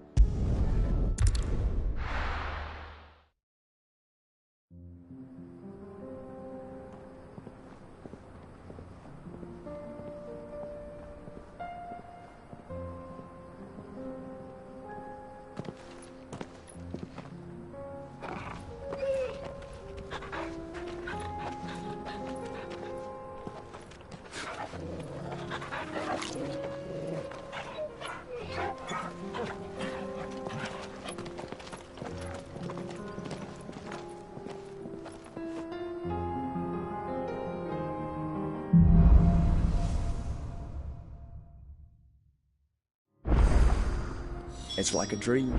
The four of us out walking like we used to. Enjoying this, are you? Gav and the others could be in danger as we speak. You're right. I'm sorry. Yote is a fine scout. If Canva was attacked, she will already have begun gathering information. Tabor isn't far. We should pick up the pace.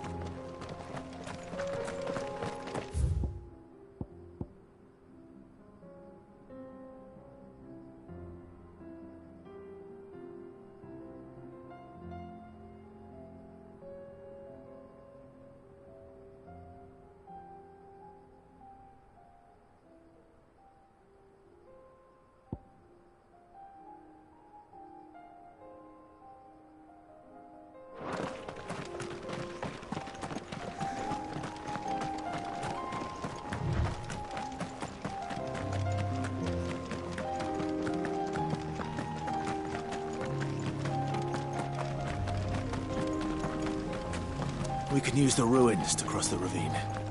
Assuming they will allow it. The Echoes have a will of their own.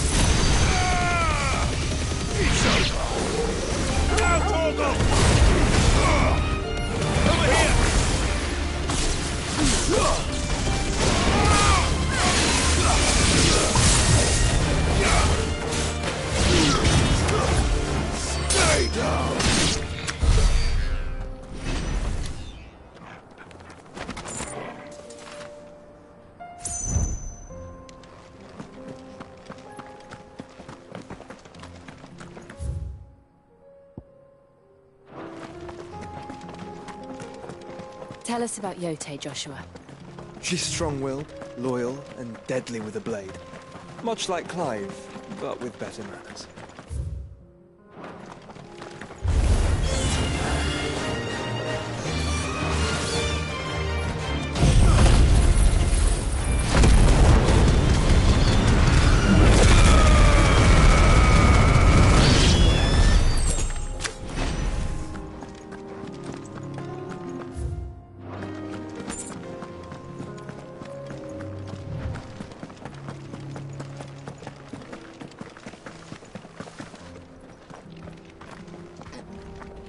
I do. Where are you off to now, then? Bound for the Free Cities, perhaps? Oh, no need to say if you'd rather not. We all have our reasons. Ain't exactly feeling like sharing with strangers myself at the mo. Truth be told, I could do with a bit of inspiration. Don't know which way to turn no more.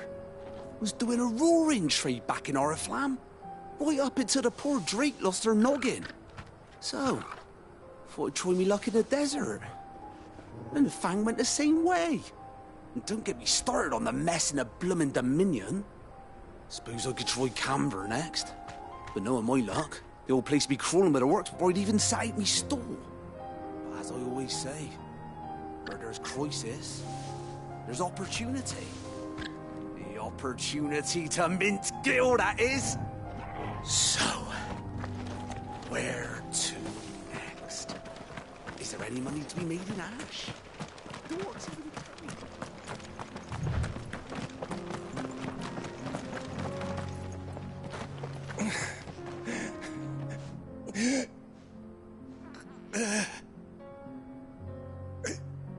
You're injured. What happened here? Where are your comrades? Ether flood up ahead. It swallowed our camp while we slept. My own men did this. Turned every last one of them. There's a village not far from here. Tabor. The people were kind to us. It's only a matter of time before they won't stand a chance. We can't let those monsters reach the...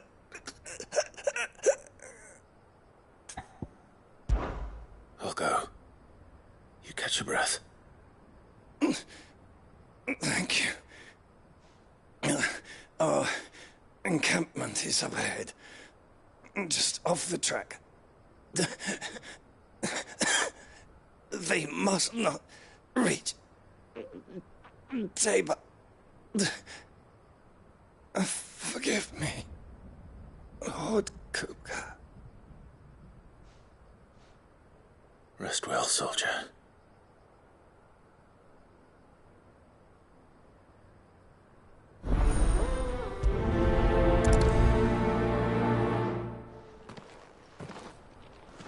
You said the encampment was close. Let's hope the Akashic are still there.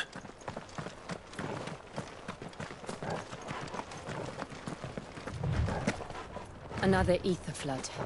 They're everywhere now. We can't go round it. Then we'll just have to be careful. Good. I got here in time.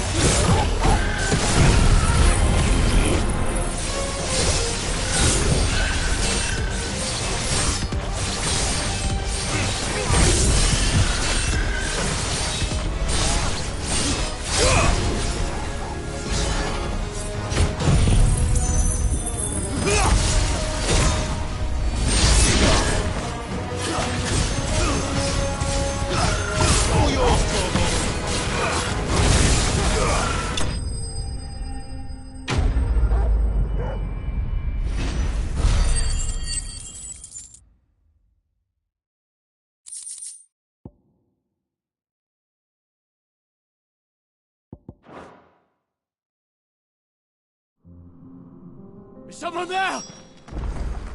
Please, I can't move my leg. That doesn't sound like an Akashic.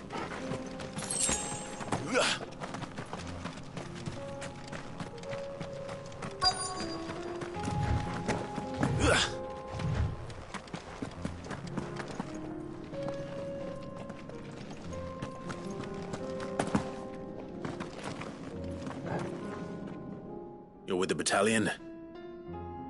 I am. I heard the fighting. Are the others? Taken care of.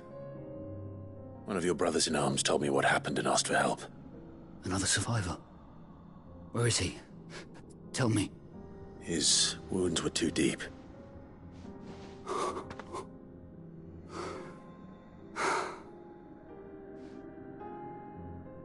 He was right to send you. Those things you slew are no longer my brothers.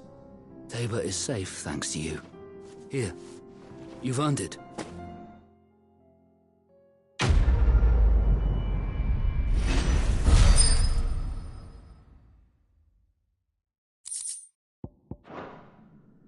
You seem familiar. Have we met? You must have me confused with someone else. Wait. That scar. Son of a whore. You're Sid. I was there, in Cosnes, when you killed my brothers. I was there in Rosalith, when you killed my commander. My war with Hugo Kupka is over. I bear no ill will toward those who followed him.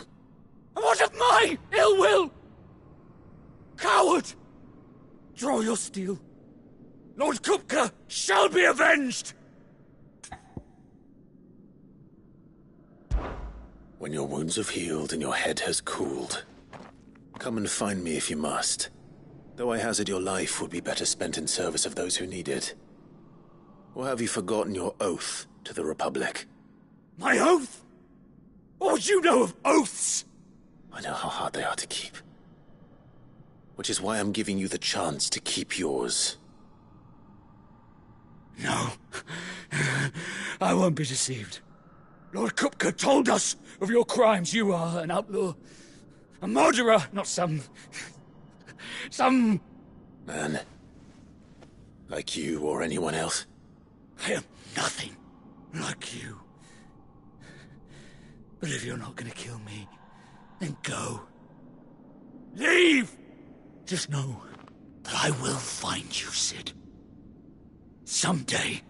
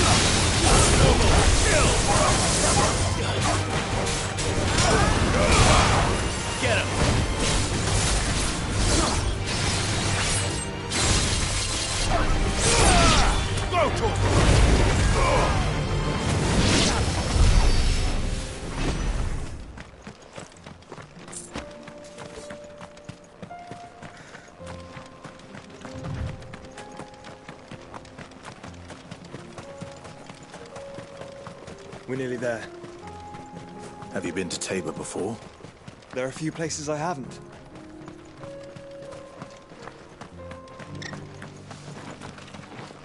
Welcome, travelers. We don't get many visitors here in Tabor. Welcome, travelers. We don't get many visitors. Where now, Joshua? There is a residence just inside the city gates. She awaits us within.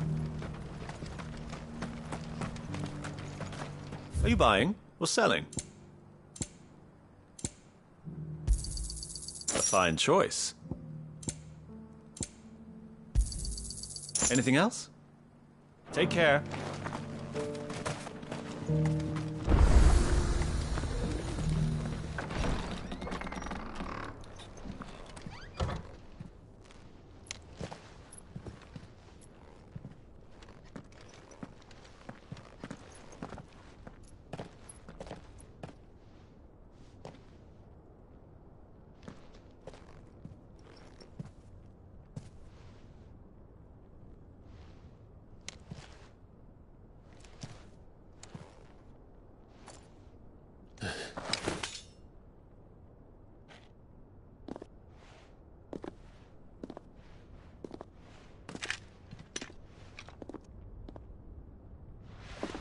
My Lord Marquis, it is an honor.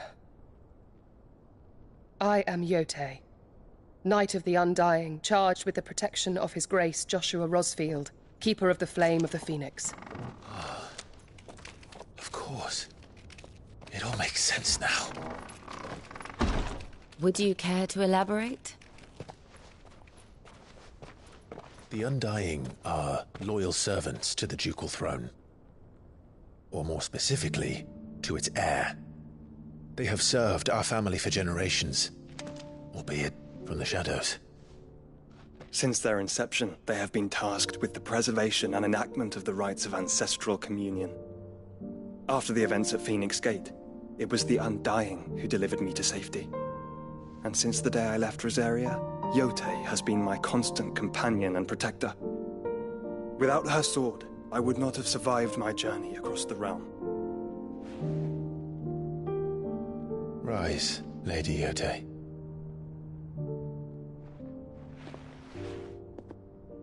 You saved my brother. I owe you a debt I can never repay. I but did my duty. Come now. Tell us what you've discovered.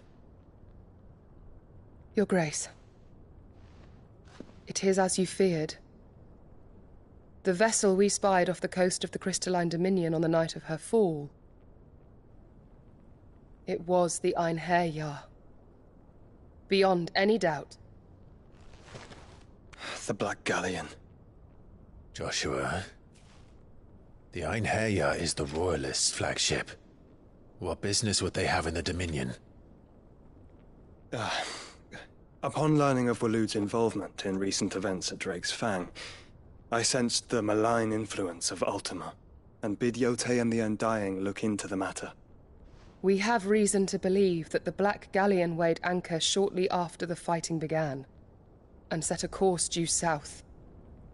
For Canva. Then it is Waloed knights who besiege the cities. What is left of them? Yes. And the Black Galleon sails at but one man's behest. Barnabas Tharm.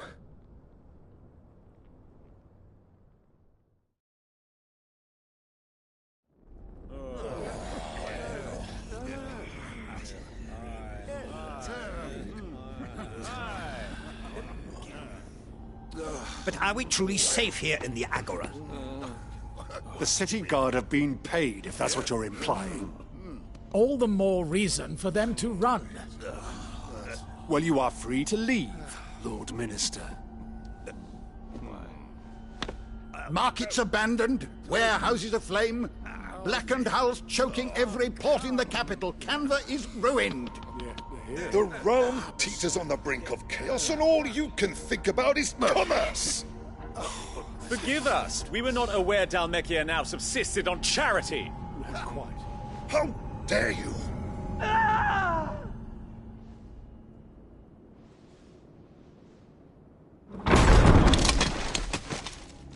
Distinguished members of the Council, you must forgive His Majesty this intrusion. What is the meaning of this? A trifle crowded, but I fear it will have to serve, my liege.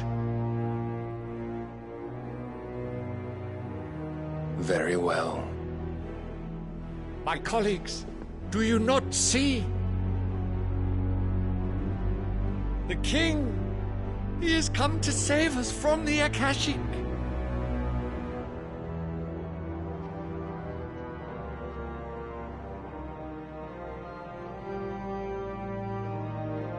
He is a gift from the heavens, divine intervention, our very salvation.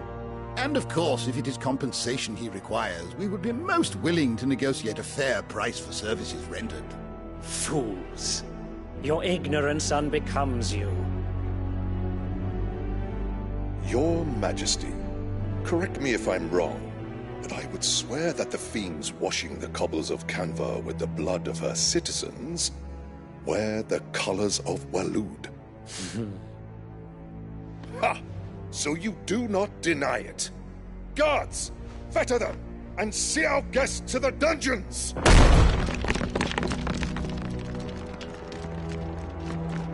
Enough.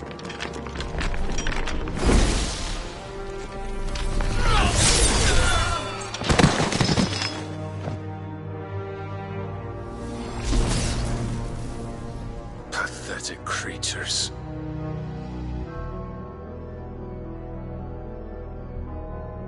That you should imagine yourselves worthy of salvation. The girl is still here, somewhere in the city, her consciousness fair dripping with her late father's hubris. A consciousness to which Mythos is inextricably bound and inexorably drawn. See that he is made welcome. Yes, Your Majesty. Come, Mythos. Surely the prince's light cannot have sated you.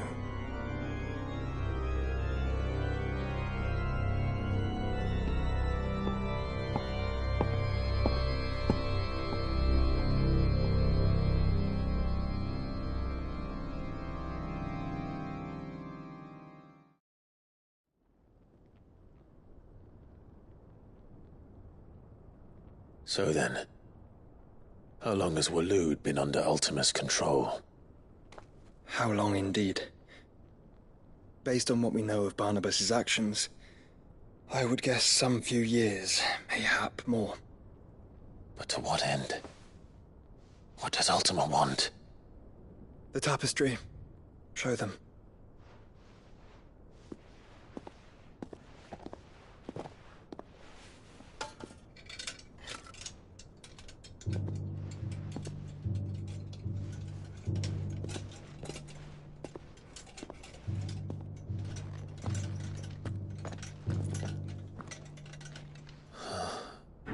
By the flames. Phoenix Gate, Drake's Breath, and now here. But what is it? It is old, ancient, even. Naught remains of the faith it represents, save what can be gleaned from the image itself. None could tell me what the one in the apothecary meant, even the Undying. But I believe it may be the key to discerning Ultima's purpose. That figure in the center, the one beneath whom the icons congregate, that I believe to be Ultima. He is a god, or at least godlike, his very existence beyond our ken. The icons, and by extension their dominants, are meant to be his subjects, and while some, like Barnabas, have accepted this role, others have rejected it. Like you, Clive, which is rather inconvenient, as it appears he needs you most of all. And gods don't like to be disobeyed. No, I don't suppose they do. Clive, may I tell Yote of the lake? By all means. Yote, I will be accompanying my brother to the Free Cities. Whilst we are afield, I would have you watch over those Clive has made his wards. Umielos delan tuisag ilith. Though well concealed, the hideaway lacks trained fighters to defend its occupants should they be discovered. But it is my duty to as it has ever been my brother's duty, remember? If that is your wish, Your Grace. But please be safe. If aught were to befall you, You have my word.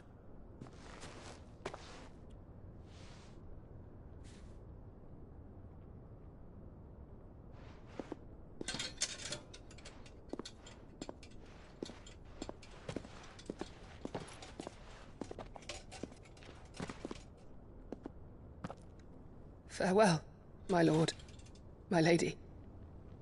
We are in your debt, Yode.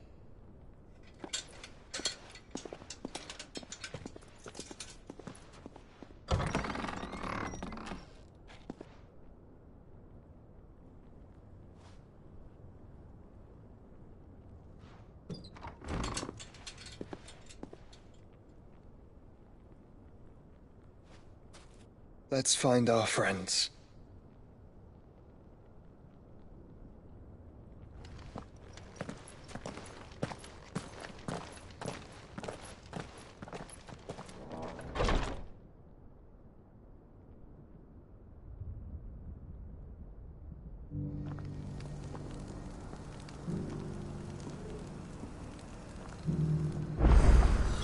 It's plain she cares for you very deeply. And I her, which is why I had to let her go.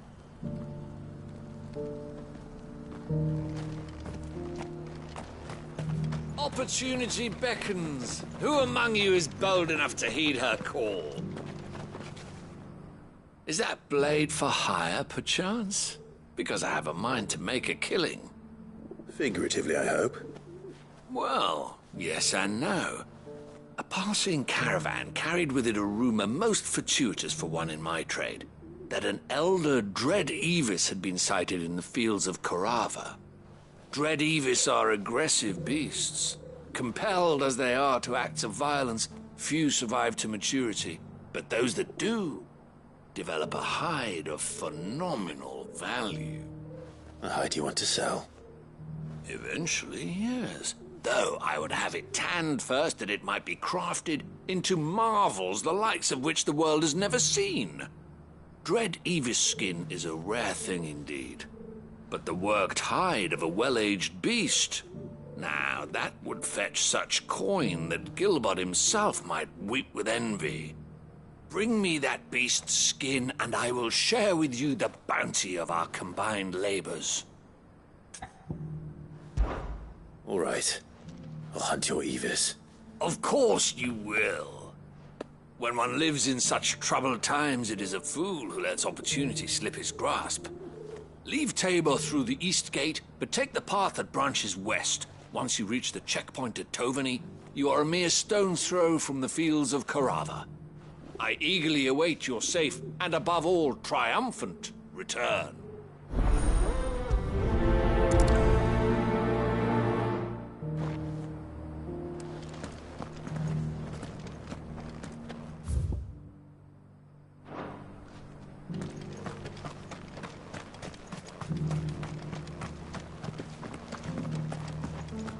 Careful how you pack that leather.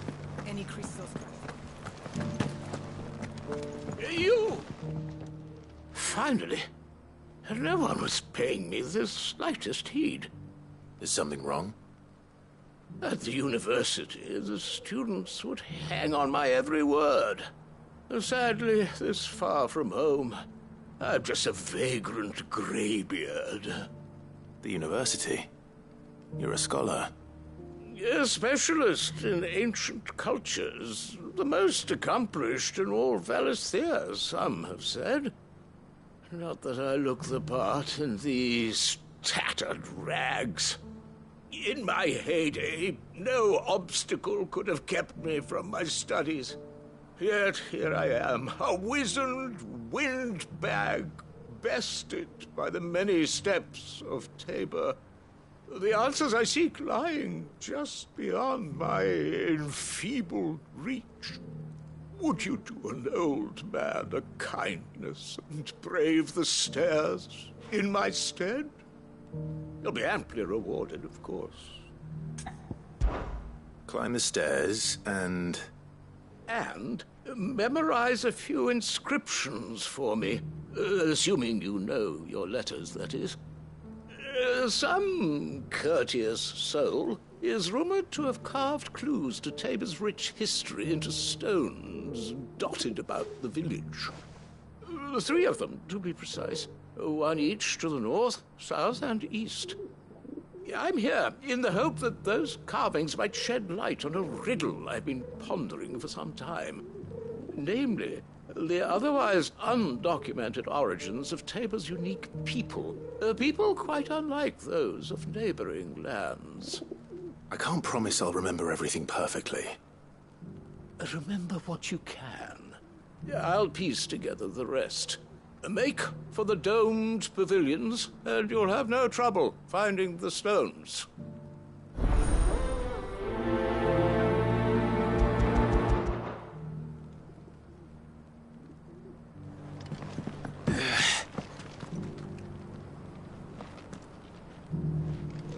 How are those new boots treating you?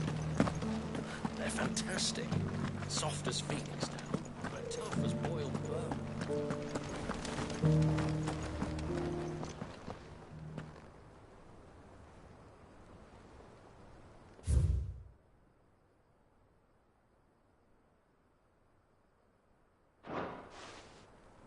No history would be complete without mention of the mother crystals.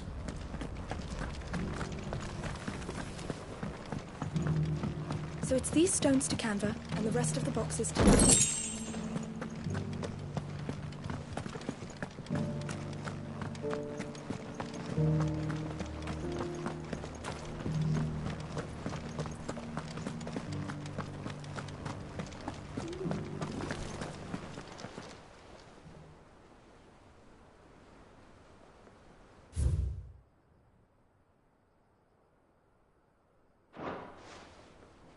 What golden plains might the Wanderers have called home, I wonder? Mummy made a pottage from it.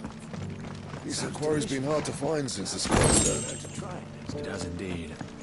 Can't blame the beasts for being rich.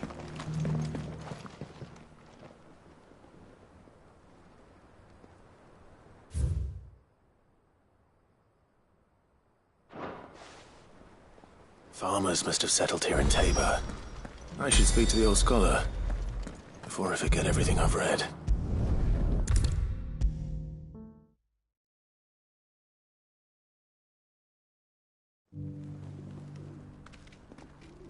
The engravings were in good repair, considering their age. Oh, would that I could have seen them for myself. Come, don't tease me now. What did you learn of this place and its people? Let's start with the engraving to the south, shall we? What did it say?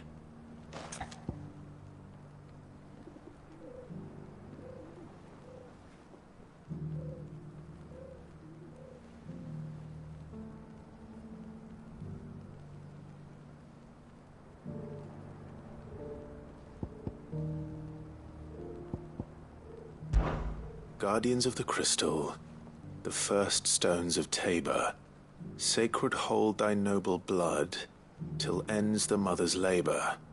I'm pretty sure that was it. Fascinating. It would seem the founders of this city were descendants of those fallen charged with protecting the mother crystals. But whatever could have driven the Guardians so far from their sacred charges, I wonder? The engraving to the north is next, I think.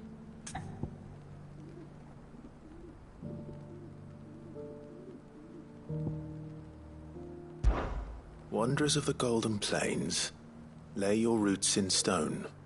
With pride recall thy noble past, and make these rocks a home.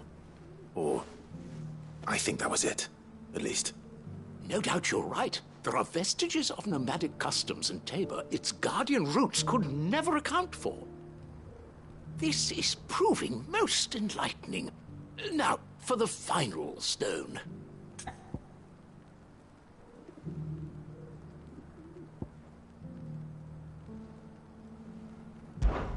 Children of the hunters, now tillers of the land, reap her promised blessing and give praise her gracious hand. That's all three.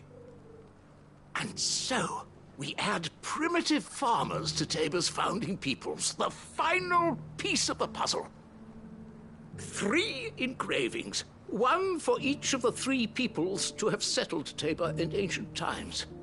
Guardians of the Mother Crystal, wanderers from across the plains, and last but certainly not least, hunters turned farmers. Little wonder it was so difficult to trace the roots of Tabor's culture. Those roots reach down through 3 distinct traditions. Nonetheless, one cannot help but wonder why this fact is not better known among scholars, given that the stones stand here for all to see. Too many stairs, perhaps. Ha! Too many by far. Here, and thank you.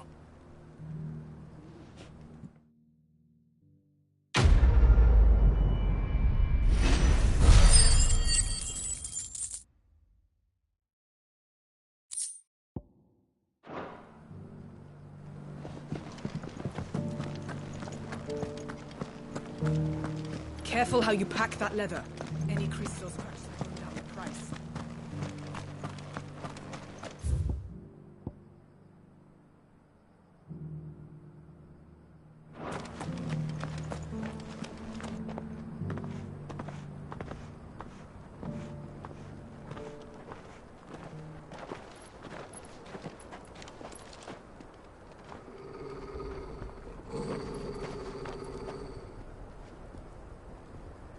Cyril. How fares the search? Well, Your Grace, my report shall be with you ere long. Ah, yes. Yotei is otherwise engaged, at my behest. And the duty of wardenship? Fulfilled.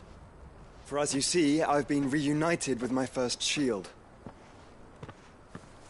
I am Cyril, Knight of the Undying and bearer of the Burning Quill, charged with chronicling the mortal deeds of His Grace, Joshua Rosfield, Keeper of the Flame of the Phoenix, and rightful Archduke of Rosaria. I entrusted Cyril here with overseeing the investigation into Ultima's origins. Findings from his brothers and sisters afield are delivered here to be collated and catalogued. Just how many Undying are there? Not nearly enough, milady. Yet we are glad to give our all in service to the Phoenix. Such is, and has ever been, our creed. I see. You have your associates, I have mine. But you may now think of them as ours.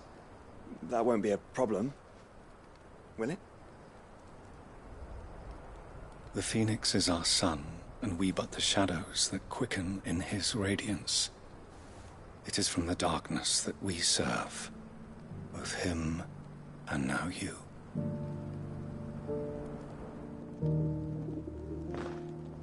Pray accept this token.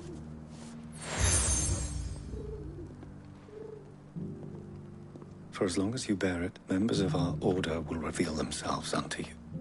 If there is nothing further. No. You are dismissed. Your Grace.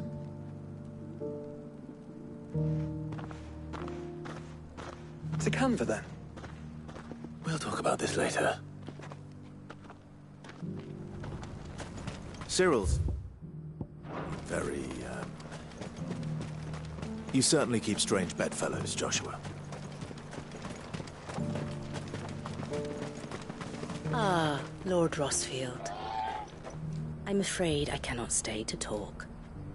I must leave to collect the reports of our spies in the field.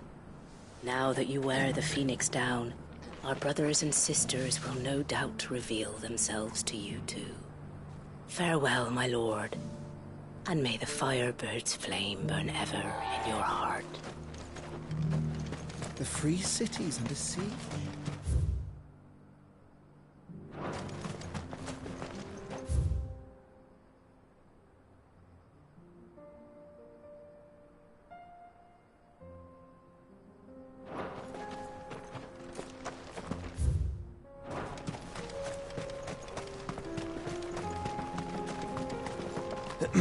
Are you sure this is the right way, brother?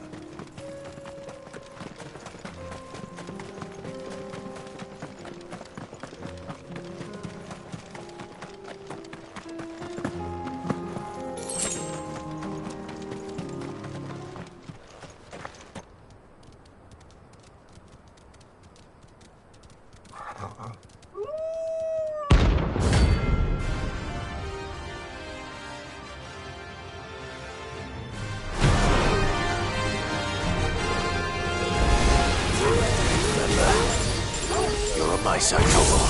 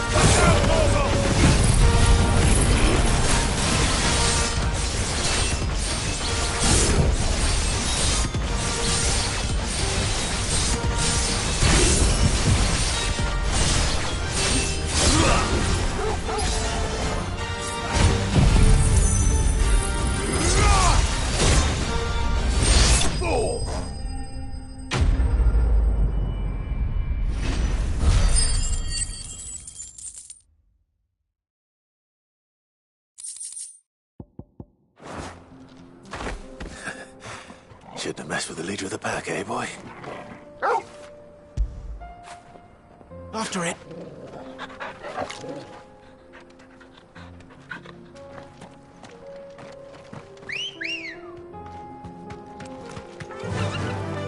Faster!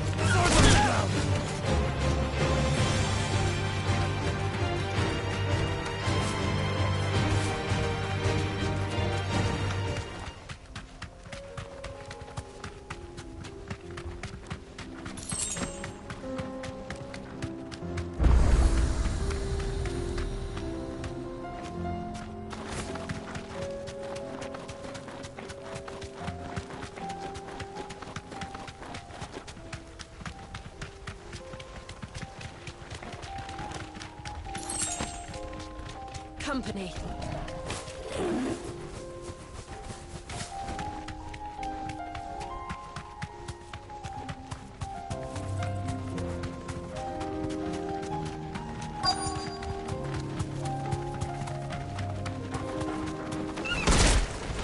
Old he may be, but it looks like there's still plenty of fighting in yet.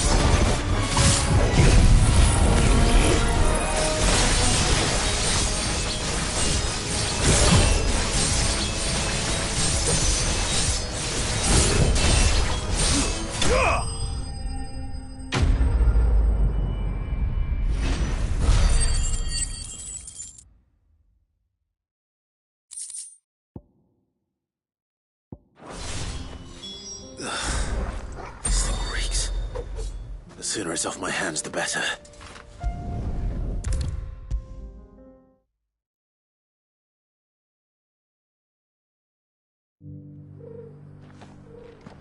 Here's your hide, as requested.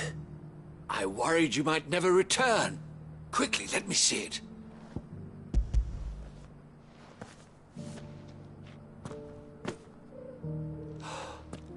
Oh, as supple as a maiden's cheek, yet as adamant as her virtue. This is everything I had hoped for, and more. Clearly, my trust in you was not misplaced. You must be a hunter of considerable talent to have bested the beast with nary a scratch. Join me as my honored partner. With my means and your might, we shall be as wealthy as the merchant kings of Zemeckis. I don't plan on making a habit of this. I'm busy enough as it is. Very well. Though I believe fate had a hand in our meeting, it would be unbecoming of me to beg. Do not allow me to keep you from being about your business. Here, for the hide.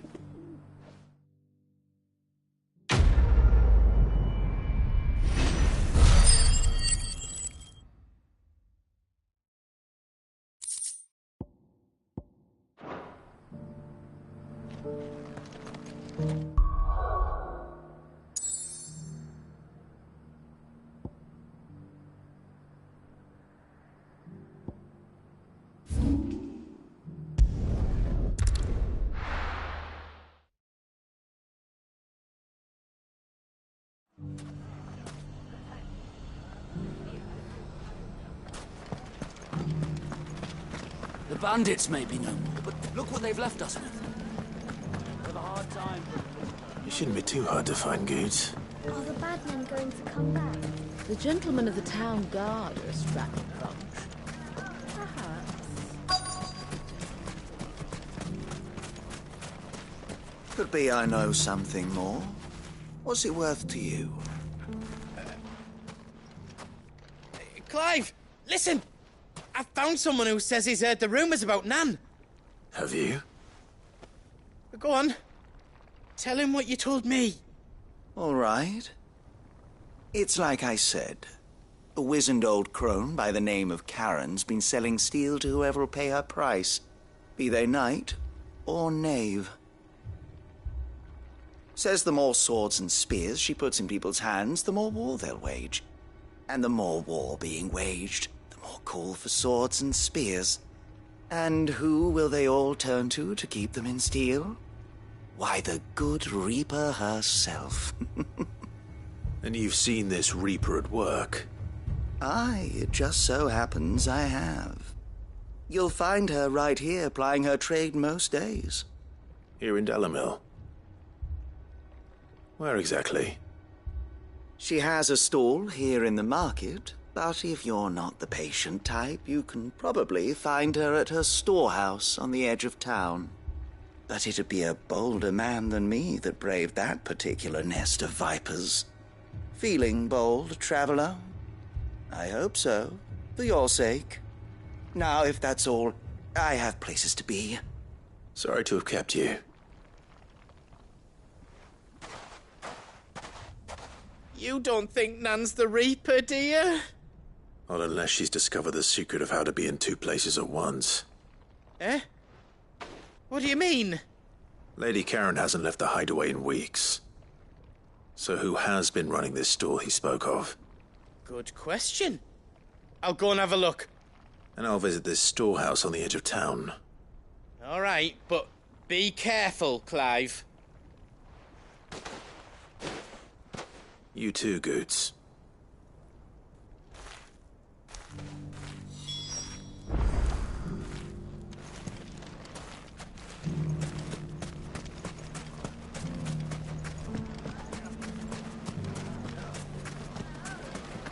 The gentlemen of the town guard are a strapping bunch. What a mess.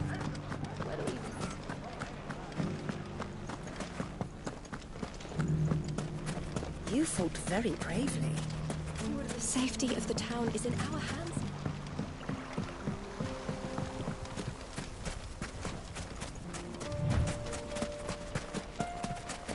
Time to brave the Viper's Nest.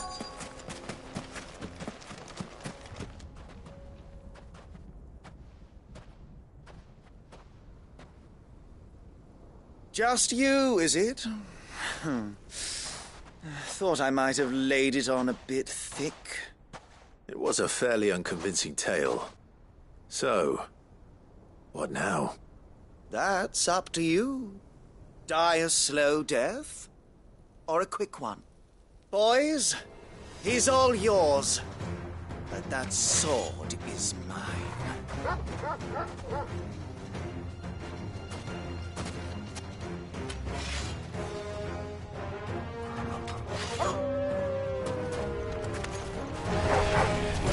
Leave now and we could pretend this didn't happen.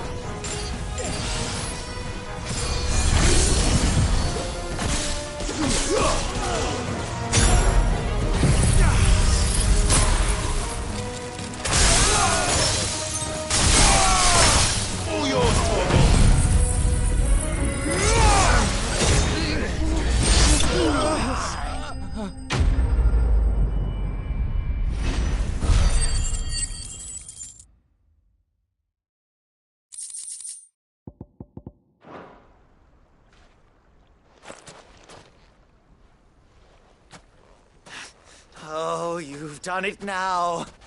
Go on. Tell me what I've done. When the Borgwyn finds out you've killed his men, he'll have your head. He only wanted that bull of a manservant, the dim one always clinging to Karen's skirts. You weren't even supposed to be here. Who the hell are you anyway? What were you going to do to him? The Borgwyn wanted him to get to Karen. I was only supposed to point the lamp in the right direction once he arrived in Dalamil. But then you turned up. Well, go on then. If you're going to end me, end me. You're not worth the effort. Now be gone, before I change my mind. Fucking coward! I need to find Goot. Right now.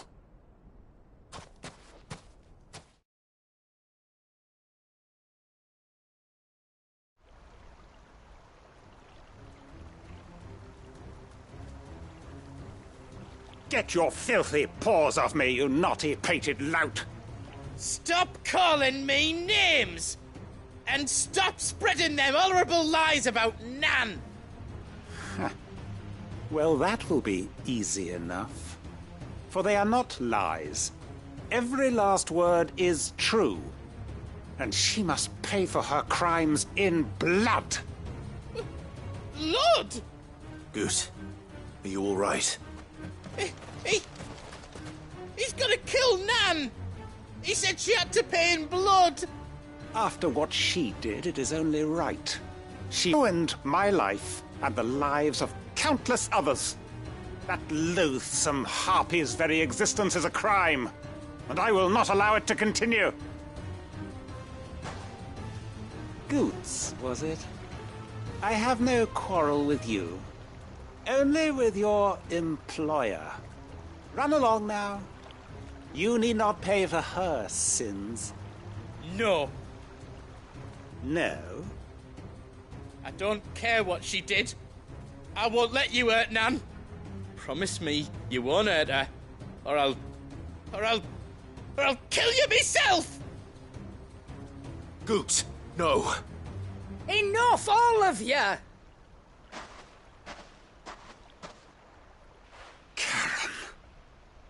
But how did you? You're a sight less clever than you think you are, the pair of you. Did you think I wouldn't notice the two of you slinking off together? Well, the whole thing got me thinking, who in Dalamil might bear me a grudge? And a certain snivelling shit I ran afoul of in my fairy years came to mind. Though it was just Bogan back then, wasn't it? I thought the years might have taught you some sense, but I see you're the same pants-pissing craven you've always been. What was it we called you? Wet legs? You bitch! Everything that happened, it was all your fault! And now you'll finally pay for what you did to me!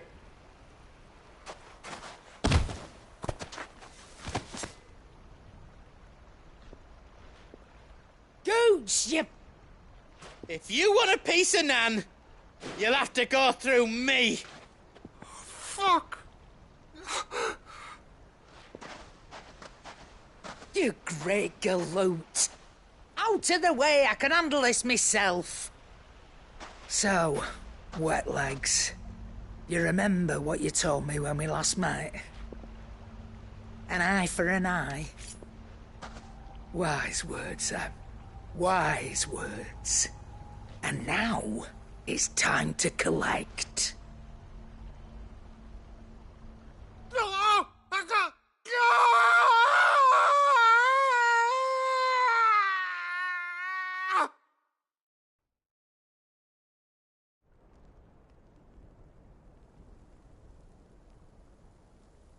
Sorry to keep you waiting. Is he... dead? No.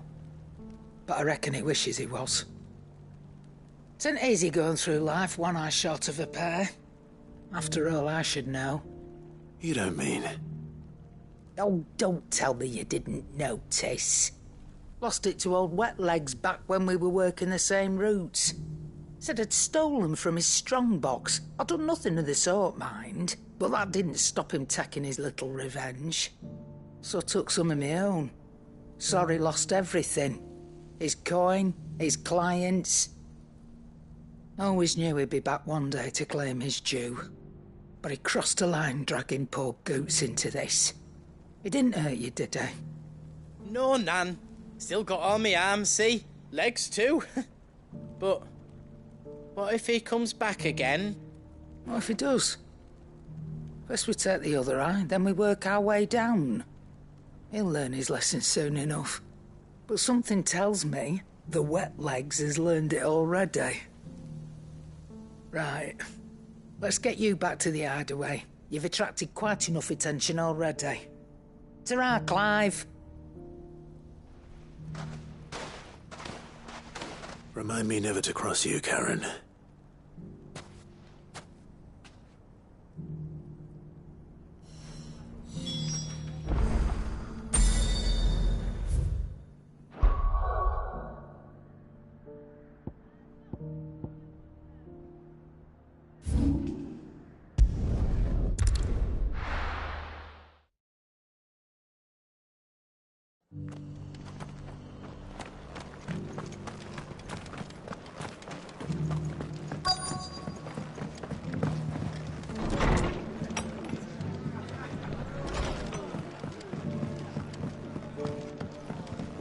My lord Marquis, is that you? It is you. Then you received my letter. I am Sebastian Rutherford, chief steward of your lord uncle's estate. Of course. We met once before. Yes, my lord. Thank you for coming. And what was so sensitive that you couldn't put it in writing? 1,000 apologies, my lord. I did not mean to offend. I merely... It's all right. Continue. I am here at Martha's Rest, at the behest of your lord uncle, tasked with learning what I am able of the realm's current state of affairs. And what I have learned is grim. The fall of the Mother Crystals has left Storm in a state of utter disarray. The subsequent darkening of the heavens has only made things worse. Akashic attacks, once unthinkable, are now commonplace. The gears of governance have ground to a halt, and without a steady hand on the tiller, the realm threatens to drift into utter chaos. Your Lord Uncle, however, believes there is a way to avoid this fate, and is determined to see it set in motion. That sounds like quite the undertaking. It is. Hence my having enlisted the aid of several colleagues serving the 7 high houses. Alas, I have lost contact with 2 of those colleagues already. They are both able-bodied and trained in the sword, yet in these dark times even that may not prove sufficient to keep a man safe on the road. So you want me to find them? I'll need to know where they went. One I sent to investigate the Republic, the other the old Imperial capital of Oriflamme. That doesn't exactly narrow it down. I suppose I'll start in Dalamil and work my way east. Thank you, my lord. I shall pray for your success and safety.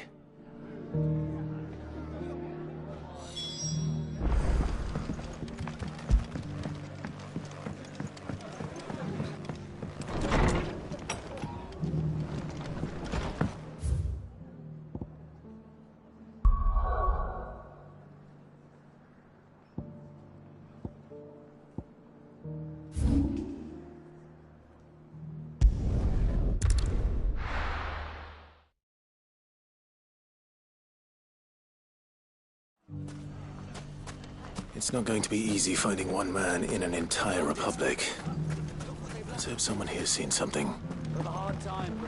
Mummy, are the bad men going to come back? The gentlemen of the town guard are a strapping bunch.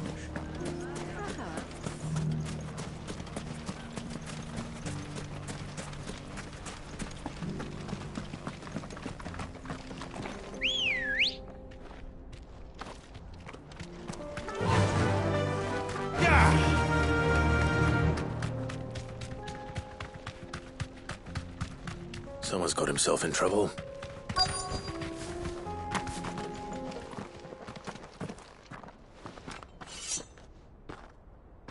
I don't see your master here, so you can start by giving us all the coppers in your purse. I already told you, I have nothing. Then maybe we'll take that pretty outfit and the steel you're wearing. Please! These men are trying to rob me! I'll deal with this. Thank you. You that one's master, then? If you'd kindly pay the coin he owes us, we can pretend you didn't draw your blade on Republican soldiers. Or you can go back to your garrison and I won't report you to your captain. Oh, you're more than welcome to. He hasn't had many visitors since we slit his throat.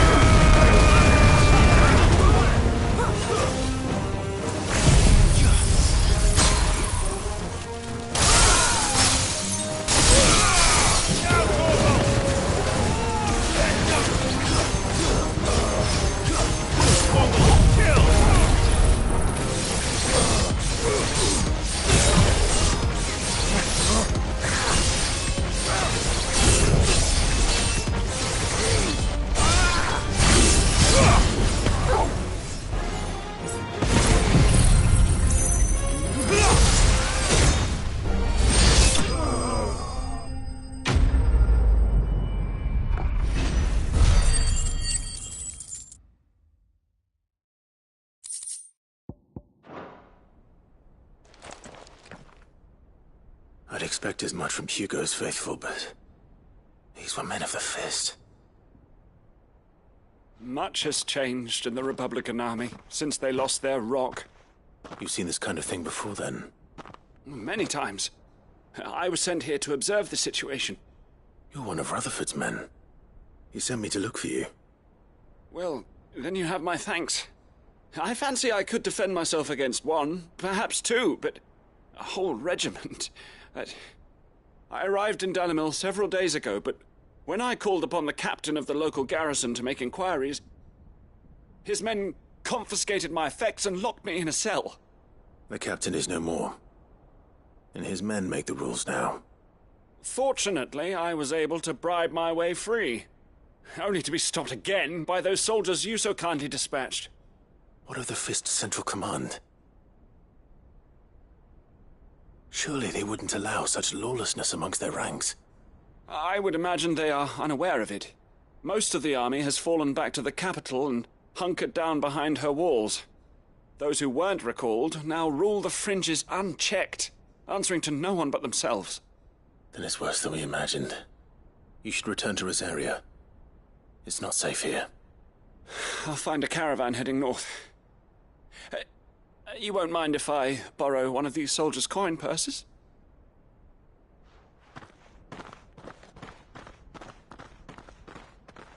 Not at all. Now, to find this second associate of Rutherford's. If he was bound for Oriflamme, I'll start at Northreach and see if I can pick up his trail.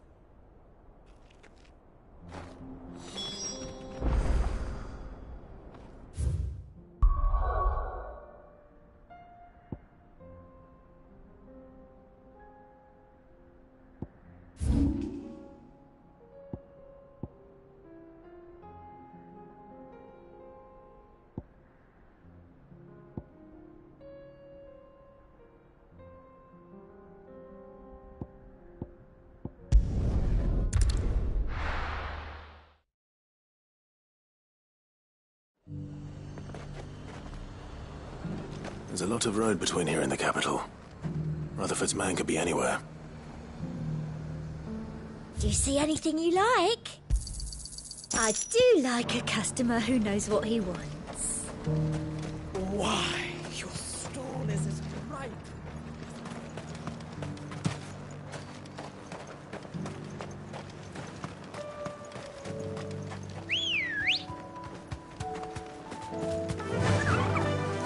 Faster!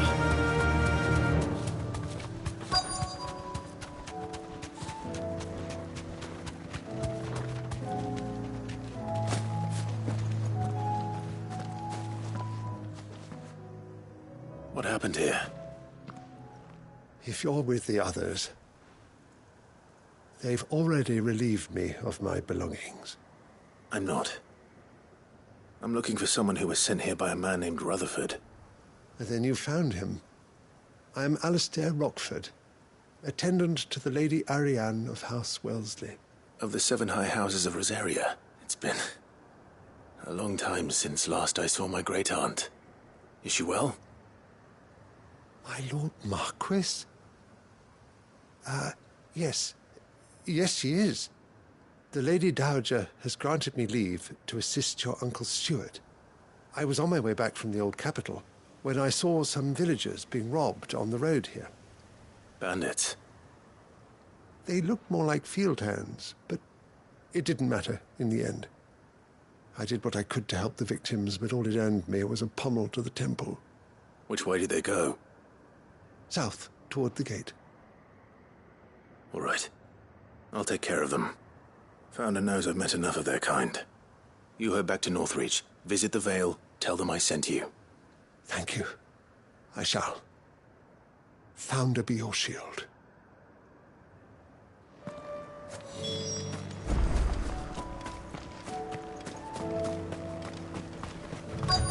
They just couldn't resist, could they?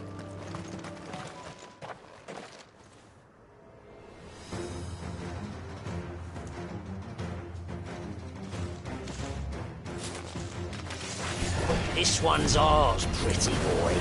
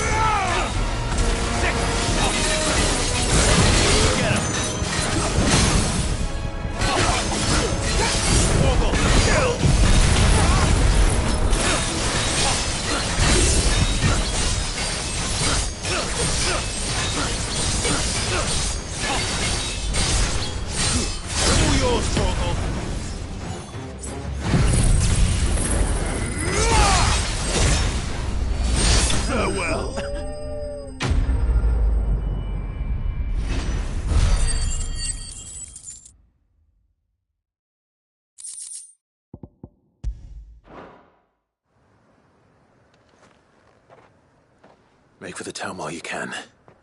There may be more bandits nearby. You don't need to tell me twice. Many thanks, traveler. This looks to be all of them.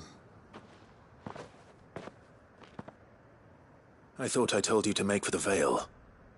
And stand by as ill might befall the heir to the ducal throne. It's just Clive, and I'm fine. Which is more than can be said for you. I will survive. Strange that the garrison wouldn't intervene in such a brazen attack so close to their gates. The garrison have their hands full inside the city.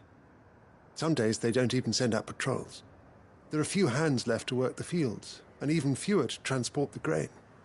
The market stalls are nearly bare, and the price for what remains is exorbitant. It's not uncommon to see a fight break out over a crust of bread. When I said the ones who attacked me didn't have the look of bandits, I meant it.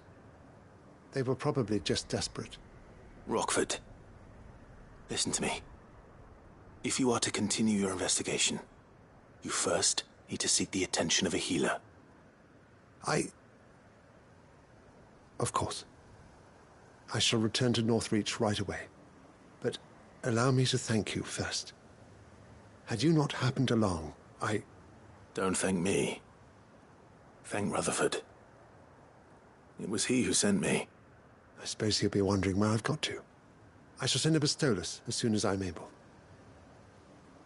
Good day.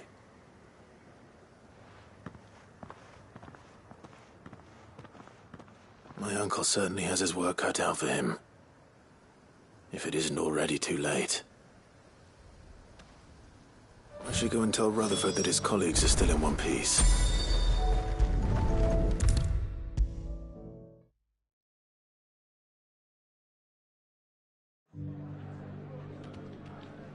I see you're still here. The Rest's location affords a constant flow of traders, and with it, a constant flow of information. Speaking of which, I received word from both my associates. They have resumed their investigations, thanks to you. I only happened to be in the right place at the right time. They both seem to think the realm's prospects rather grim. I am afraid that grim would be putting it lightly. Storm is in crisis, and if we are to free her, we must work quickly. And we must work together. Such is your Lord Uncle's wish. As it is mine.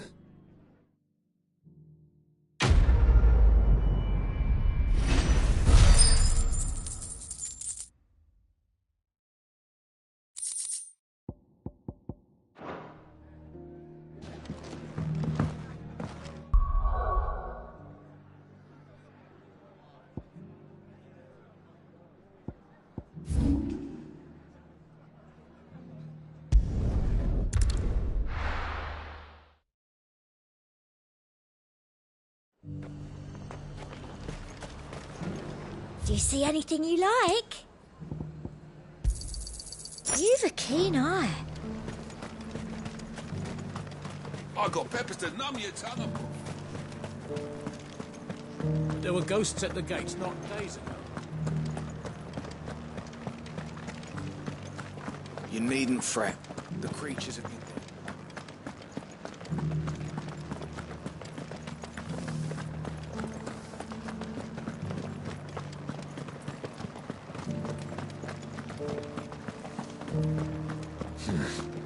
Not here. To the meadows, then. That's what it Good girl. Faster!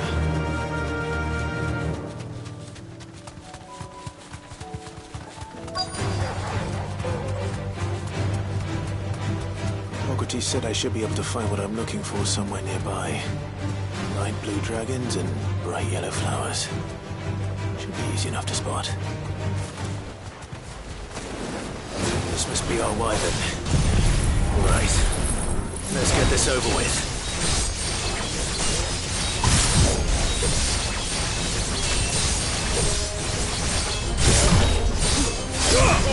Kill!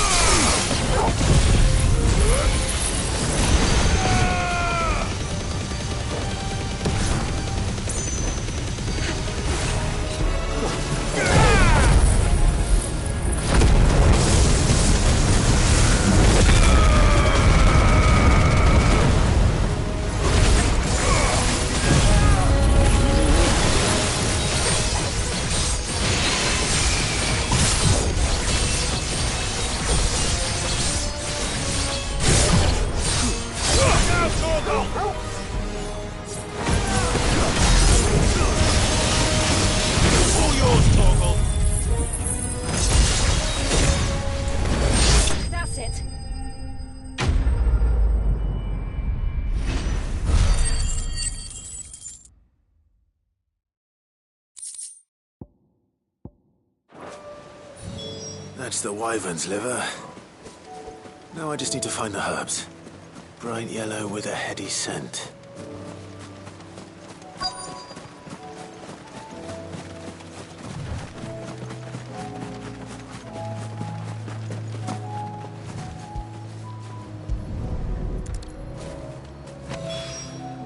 I think that's everything Molly needs to resurrect her recipe. Better head back.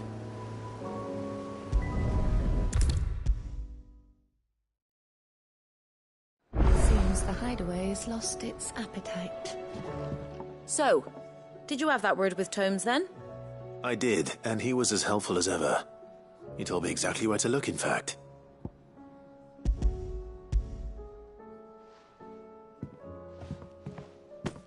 And what precisely will I be cooking up? Or is it better not to know?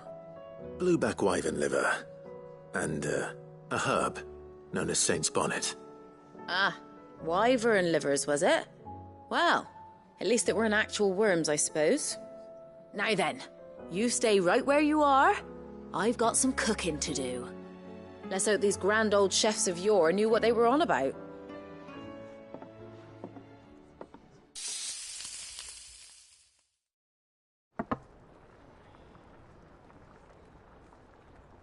And here we have it.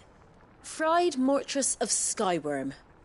Ivan's offered to make sure it's fit for consumption. Well, I say offered. He as good as begged. And rightly so. Is there any higher honour than partaking in a slice of culinary history?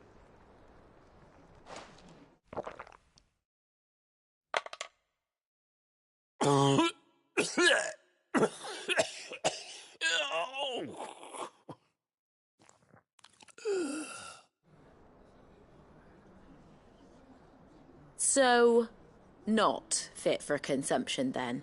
What witchery is this? The crackle of the crust gives way to an almost violent richness. Yet, it is the piquant kiss of the saint's bonnet that tames this savage dish. It is a tour de force. A force of nature, even. A maelstrom of flavour and sensation. A graceful beast emerging from centuries of slumber. I think he likes it. Well, I can't quite tell with all that nonsense he's talking. But I reckon you might be right. It was decent then, I take it. Decent? It's remarkable. And I defy any man to say a word to the contrary. Sid, might I suggest that you command a party of your finest men and women to procure a dozen blueback wyverns forthwith? I'll give it some thought.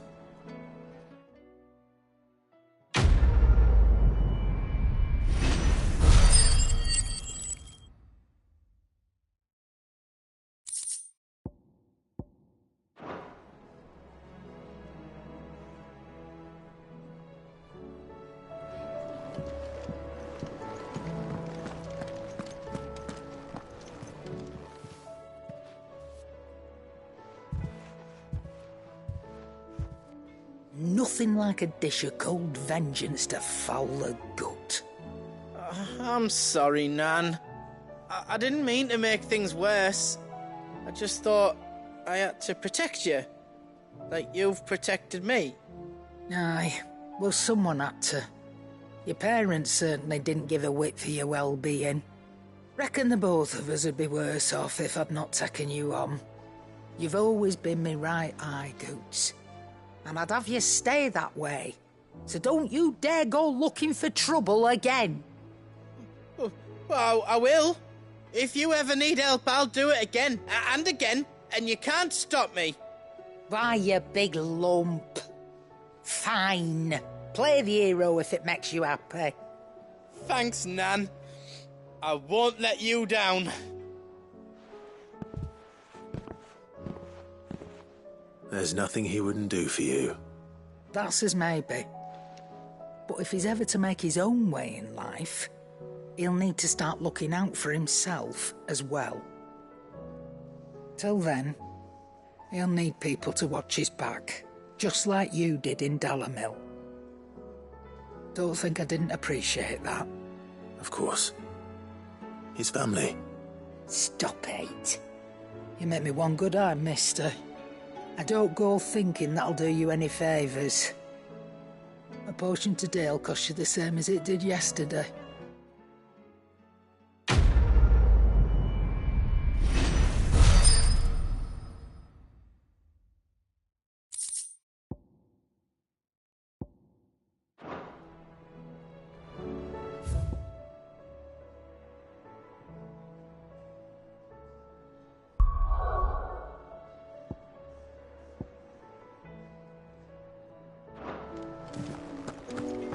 Did you see the pair that got hauled into tires?